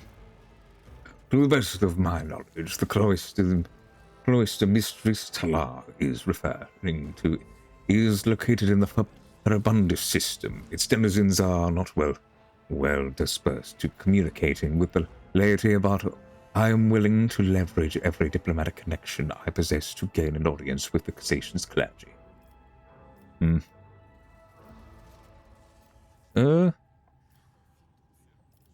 Commorragh, I will rely on your connections. Dreyfus's cry emits a binaric or aria of thanks. A High Victorium adjusts his monocle with a satisfied look. Thank you for your favor, your lordship. Before you depart the Sector Biotica, I would also like to present to you the Genitum Majoris Ferenz and Vivisector Jesse Martinax. They are currently performing an urgent procedure, and therefore were unable to attend the inspection in person, but I am certain they will receive the Rogue Trader's visit as a great honor, if you will follow me. All right.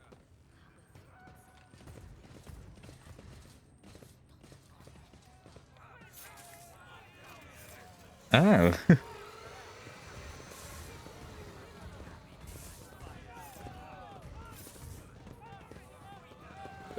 Help me! The smell of medical supplies and weak cries of pain fill the cold air. Two figures stand over the operating table. The patient lying upon it is bound in place, and his head soaked in blood. A woman in uniform is desperately trying to force her way to the table. Oh, please help my son. In the name of the Golden Throne, I know you can. Nortek has endured so much. The lined face of the middle veteran is contorted with grief. Every word she speaks comes out in a long moan. Hello. Ooh. What voice do we give Vivisect? Ooh, let's give him a classic Mad Doc sort of voice. Oh, your lordship. The Medicaid officer, dressed in protective attire, briefly looks away from you at the table to welcome a solemn address. Vivisect Janice Martinax at your service. The Rogue Trader visit is a momentous event for the Sector Biotica. Will you grant us the honor of observing the operation? Hello, Janitor Ferenz. The hunched tech priest on the opposite side of the table erupts in a furious binaric trill as he struggles to immobilize the thrashing and moaning patient. After a time, he likewise turns his metal face to you. Ooh, let's see what the janitor looks like. Oh, aren't you a funky fella? The life form Janitor Majoris Ferenz welcomes Lord Captain Bukidokleon von Valancius. I second my colleague's statement. Watch the pair at work. With each of the many ocular implants focused closely on the patient, Janitor Ferenz rooting around inside the man's open skull with a thin, sharp probe-like instrument. Meanwhile, Karajan Martinax's hands, clad in blood-stained gloves, are holding an injector of yellowish solution, which he administers into the patient's brain matter at regular intervals. Examine the patient. The man chained to the bed is missing the top of heart of his skull. Oh god. The moist pink contents glistening in the lumen light. The patient is conscious. His eyes are open and his hot lips are constantly moving as he mumbles. The man's terrified gaze meets yours and he falls silent. How curious. It seems the rogue trader's presence is indeed influencing the patient's state of mind. Artenax looks back at you with interest. Whether it is a manifestation of the vow, faith in his anointed, or a bizarre form of delusion, it can only be to our benefit. Whatever you are doing, your lordship, please continue. Continues to look. Ooh.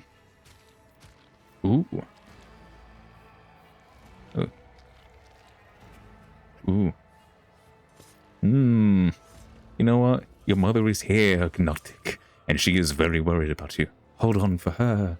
The patient's cloud gaze is locked on the woman's face. The corners of his parted lips stretched into a faint semblance of a smile. His mother says back, almost without blinking. Make the sign of the Aquila, sure. The throat of terror blazing in his light, turning aside every evil. A quiet chant emanates from off to your side. Turning your gaze from the patient, you see our Sister Argenta having made the sign of the Aquila, raising a prayer to the God Emperor. Her melodic voice is soothing and instills confidence. Through the bloody foam of his lips, the prostrated man whispers, God Emperor, bless you, Lord Captain. Barely exhaling the words, he takes a deep, pure breath. A moment later, the two people leaning over the patient simultaneously raise their instruments. In a colorless voice, the tech priest proclaims, registering the complete stabilization of the life form's condition. Internal cortical damage has been treated. Requesting closure of the collet and the transfer of the victim to B-class stimulants. He will live, but the stimulants won't replace the part of his brain. If we implant the sacred cortical augment in his skull, it will restore his lost ability to think and act. Lord Captain, please, your subject has a genuine need for this augmentation. This constitutes a violation of the sacred directives. The value of the individual life form is incomparable less than the value of a sacred technology required. Augmetics of the specific class are rare and are restricted to senior officers. Thus, dictate the regulations of the sector Bionica. It was an expendable life form to be utilized in void battles, one of thousands. A soldier from Void's combat unit, and a devout servant of the Emperor. Lord Captain, this young man has been fighting for his life, even through horrendous pain. If you allow the augmentation to be installed, his perseverance will become an example for others to emulate. My only son is serving in the Void unit. I was the only one told him to go there. My poor gnotic, rasps the woman from behind the mannequin. How was he injured? In the last Void battle, Lord Captain, where he barely survived his injuries, he has suffered a few healing attempts from charlatans on the lower decks and endured a long road to come here. However, no weapon can destroy the devotion and fortitude of a true servant of the God Emperor. What are your respective proposals? I understand that my opinion may strike you as strange for a mere fact that this poor soul has found his way to the sector Bionica. Might itself be regarded as a blessing, yet hear me out. The installation of a cortical augmentation would restore the patient health, serving as an example for the rest of us. His heroism. This will inspire the people and strengthen their faith in the Lord Captain, and let them know that the rogue trader's mercy will not abandon them in their hour of need. This life form on the operating table is easily replaceable and does not possess any substantial functional purpose. Therefore, installation of the implant would be devoid of sense, proposing replacement of loss function by means of Class B powder stimulants. The life form will have limited viability and will be gifted an optical termination period with partially functionality. I've made my decision. The officer and the tech priest exchange glances. Fit the argument. The man can make do without the augments. I'm not here to get involved. Oh, fit the argument, not argument. What the f am I on about? Give it to him. It makes complete sense when he says it. If they feel like, oh yeah, if we do really well, if we try our hardest, we will have good shit. Alright, it's a good plan. We're here in the bay, Lord Captain. Martinez offers you a graceful man. I will see to the implementation at once, and the esteemed servant of the Undersides will assist me in this procedure. The Janitor Majoris responds in a binary carries a distinct tone of displeasure. Ignoring his colleague's reaction, the vivisector begins inserting the augmentation spikes into the patient's brain with the uncanny precision before the the iron plate of the cortical implant replaces the damaged bone with a resounding crunch. Ooh. In the silence you hear the soft sobs of a woman. Notice's mother is weeping helplessly, furiously wiping her eyes and her hand, but now a smile of relief lights up her face. Thank you, your lordship. I will remember your intercession for the rest of my life and pray for your good fortune. Hey. I do my best around here.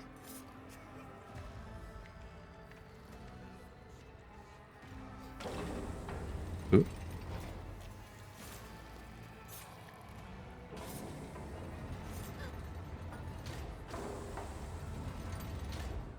This feels very impractical. No wonder the ship's huge. When you got shit like this, of course it's gonna be like fucking huge. Oh shit! Where is it? Oh, I smell over here. Oh, just grab. Vivisector Master next. Janitor Ferenz. Open it, Pascal. God, I want to get them out of my team. Ooh, promotion. Oh, okay. Org medics have their own sub thing. I love that. Pascal. Oh, what does this do? The screens of the ancient mechanisms are empty and dark as the dead man's eyes sockets. The machine's spark has not filled them for long. Alright. Let's see. I haven't quite been over here. Orient myself correctly.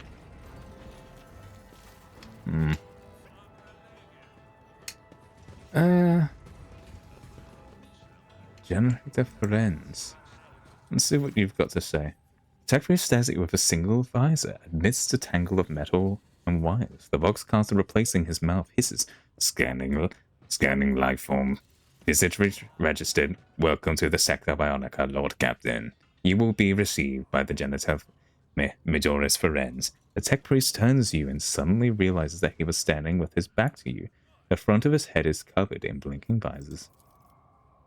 With the highest priority, I will notify the Lord Captain that the sacred Archaeotext is still in the agonal state caused by the malicious actions of the rebels.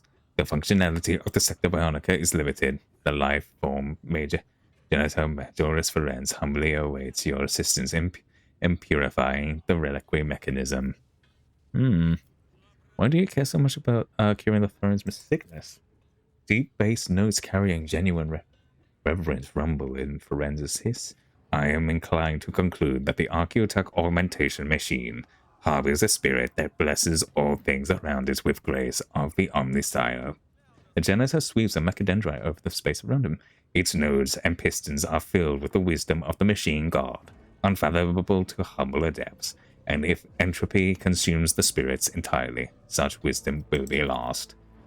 While the body of the machine remains dysfunctional, its spirit suffers from idleness, the motive force cannot nourish it, and its lenses remain blind.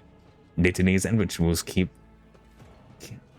such an ancient creation of the Omnissiah from fading away completely. God, my brain blanked for a second. While these are only palliative measures, and its spirit abandons its receptacle, the Sector Bionica will fall into decay, where the relic serves the same function as the heart does in human life forms. Ooh. Tell me about the Sector Bionica. The Sector Bionica performs and repairs the installation of sacred augmetics for those who demonstrate the most efficient service to the ship. What does Genitor Majoris do? Those bearing the rank of Genitor bestow blessings on the installation, consecration, and maintenance of the augmetics, thus drawing the feeble bodies of the humanity closer to maximum efficiency, pleasing to the Omnissiah. You work in tandem with the Vivisector, don't you? I deem the results of your scan to be accurate. The Vivisector performs the functions of preparing the carrier for installation of the maximum efficiency configuration. My bad. Who makes the final decisions during the procedures? The opinion of the Vivisector life form carries the most weight. The request for new review of the chain of command has not been granted. I wish to know more about you.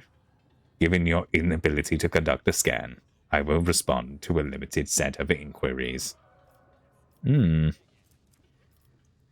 How do you come to serve in the Sector Bionica? I maximize the efficiency of the life forms serving within the Sanctum Manufactorum on Kiava Gamma. By the blessing of the Omnissiah, I ascended to Genitor rank when I was deployed to this flagship. My proficiency in installing augmetics was appraised as exceptional by the previous rogue trader. Alright. Are the check priests of the Omnissiah even allowed to work with living flesh? I thought you hold it in contempt. Flesh is weak, but its efficiency can be improved with metal blessing. According to the directives of the Omnissiah, pivotal life forms, like pivotal mechanisms, must withstand maximum stress and produce the best results. My duty lies in improving them. You and Martin X do not get along. Request registered and denied. The action get along is not a requirement in the internal hierarchy of the Sector Bionica. Let's talk about something else. You know what? I'm gonna fucking leave. A brief trill of farewell comes from the box. The Genitor turns away. The figures on the back of his head. Keeps watching you. Ooh. Let's head over to our fucking surgeon. Oh. Talk to the spaceman. A tall wisp of a man hurriedly turns to you. He is wearing an apron covered with dark splotches, and his thin arms are sheathed up to the elbow in medical gloves. Your lordship, I apologize for my appearance. The Medicaid officer bows low. My name is Giles Martinax. I serve as the Vivisector in the Sanctum Bionica. It is an untold honor to welcome you to our day. First of all, allow me to express my gratitude for permitting me to place a cortical implant in the injured man. Thanks to your mercy, one more person has been able to continue his service to the God Emperor. The Vivisector makes the sign of a quill with his hands and bows to you again, even more deeply than before. Firstly, I must boldly warn you that until the relic that powers the Sector Bionica with the miraculous knowledge of the Omnissiah is healed, to my deepest sorrow, the installation of sacred implementations cannot be performed. For all his florid speech, more typical of a noble than a surgeon, Martinax speaks with genuine sadness. Why is the implementation thrown so important to you? It is probably a consequence of my many years of practice among the Genitors. Sir, I'm just going to say surgeon because it's better. It's much more effective. The surgeon listens with genuine sadness to the lilting sounds of binaric hums hung by the technomats to keep the ancient machine alive. I learned much about the craft of healing them, and after I found myself in the Sector Bionica, the machine spirit that inhabits the relic became my mentor. The artistry with which the machine joins flesh and sacred metal is so laborious and delicate that no human can replicate its efforts. Many Medicaid officers here have accomplished great things in their practice, but these successes are only crude imitations of healing sacraments performed by the throne on their patients. Its loss would rob the sector Bionica of its soul. Lord Captain, we cannot allow that to happen. Tell me about the sector, please. Sector Bionica is a special part of the Medicaid facility where we employ augmetics and implants to give life back to those who have irreparably injured. We replace our lost organs with concentrated technologies and offer the maimed a chance to serve the God Emperor once more. The sector's assistants and the Medicaid officers report to me, while its tech priest reports to Janitor Feren's few vessels can boast a Medicaid concilium of such quality. What does the further sector do? My primary task is to heal the flesh. Lord Captain, I oversee the processes involved in the workings of the body, and in my case, the augments. How well they are joined to the flesh, you might say, I make sure that the metal sacred to the omniscience becomes to a true extension of the living body. The surgeon raises his chin proudly. You work in tandem with the generator, don't you? The janitor. That's right. Ferenz is in the business of coaxing machine spirits with the most sophisticated augmetics. Martinax's face twists into a strange expression. He makes a final decision during the procedures. I am in charge of the sector Bionica. I do not mean to belittle the service of the Adeptus Mechanicus in general, and certainly not Ferenz in particular, but they have much to learn from the Physio Medicae when it comes to healing. Tell me about yourself. I am delighted to have earned your attention, gracious Lord Captain. What exactly do you wish to know? You and friends do not get along, do you? For a second, Martinax is impenetrably friendly tone cracks, and he sighs waspishly. That's a fucking new phrase. Yes, Lord Captain, sometimes we seriously disagree. Ferenz believes that replacing flesh with iron and receiving the blessing of the Omnisci is a privilege of the few. I, on the other hand, make no distinction between the scope of the God Emperor. Every faithful soul deserves a chance to continue working for his glory of humanity. I am afraid it is not always easy for friends as I to find a compromise. How did you come to service of the flagship? How did you become a vivisector? I come from a noble line on Janus. Family legend has it that my ancestors knew the secret of a planet's terraforming technology. I, on the other hand, have chosen the path that allows me to transform the person rather than the planet. Advanced terraforming in a way. Augmentation makes humanity stronger than any phenomena in nature. Isn't that what the God Emperor wants us to be? Okay. Why do tech priests permit you to work alongside them? Augmetics are their preserve, are they not? A fucking paragraph. An astute observation, Lord Captain. I am proud to tell you that I have the honor of serving alongside members of the Adeptus Mechanicus back in my home planet. Among the tech priests of Janus, there are entire divisions headed by janitors. The knowledge of the Officio Medicae was essential during more complicated procedures. Feel my throat. What I mean? What am I going to do? For the sacred remnant of janitors does not include tending to a patient's mortal bodies. That is when an experienced Medicae must be brought into the ritual, and thus we have found some common ground. I must stress that the esteemed janitors do not permit me to direct access to the machines, since none but they themselves are versed in the mysteries of operating them. My purview is limited to the organic aspect. You know what? I must take my leave. Take care of yourself, Lord Captain. It seems... Okay. This is that there. Where is the funky chair? The funky chair's there. Okay, and it's right next to the door. Thank fuck. Is there money to be made? The bridge, please. Sector Bionicus. Right.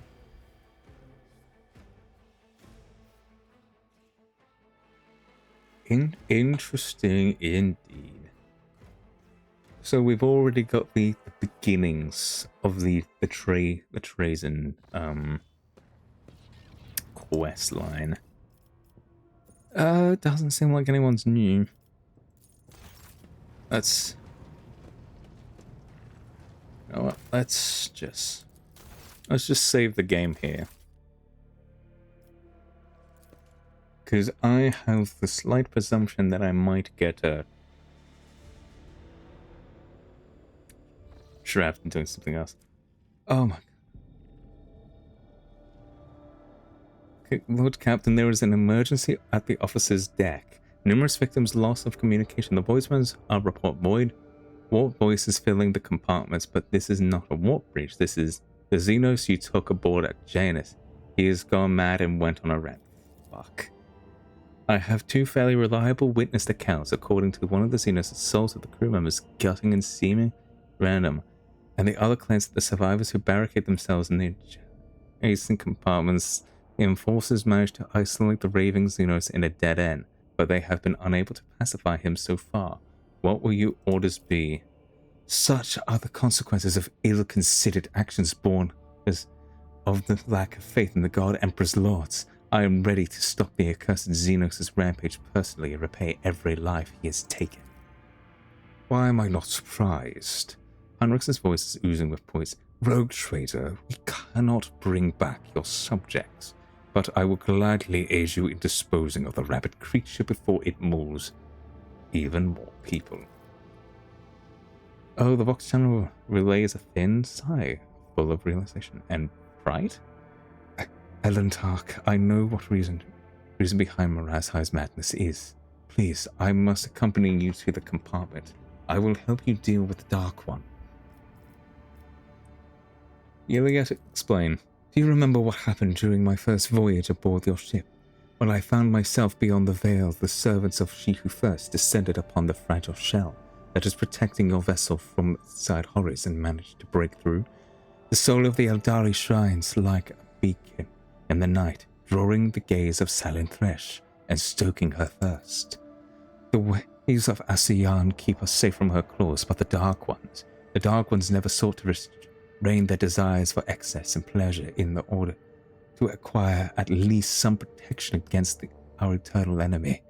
When the voice of She Who First called out to me, I found refuge in meditation.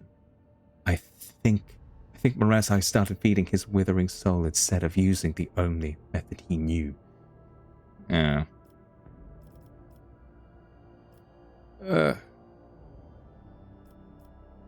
I am going to the officer's deck immediately. The squad of enforcers who had blocked the Xenos in the dead-end corridor is waiting at the deck. I beg you to be careful, Lord Captain, and may the God Emperor watch over you.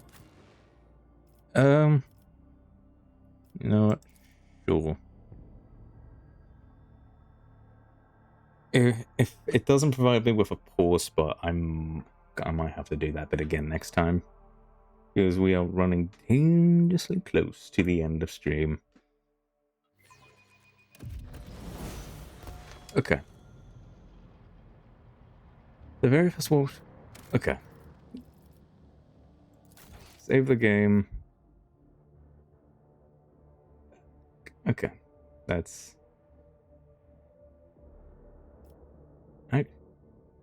Actually, we're... No.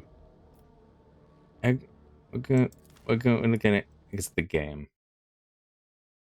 We're gonna stop there. We're not gonna save because there's a thing I need to do outside of that I forgot I need to do, but I need to do off stream because there's an off stream thing. But yeah, we have reached the end of Scrame, and as we reach our end, we realize, one, we spent all of stream fucking talking, and two, it is time for us to raid, and like usual, we will pray to a rock. Because nobody else is that I know I can do this live. But anyway, thank you for coming. I hope we all enjoy stream, and in case I don't see you, good morning, good evening, and good night, and bye.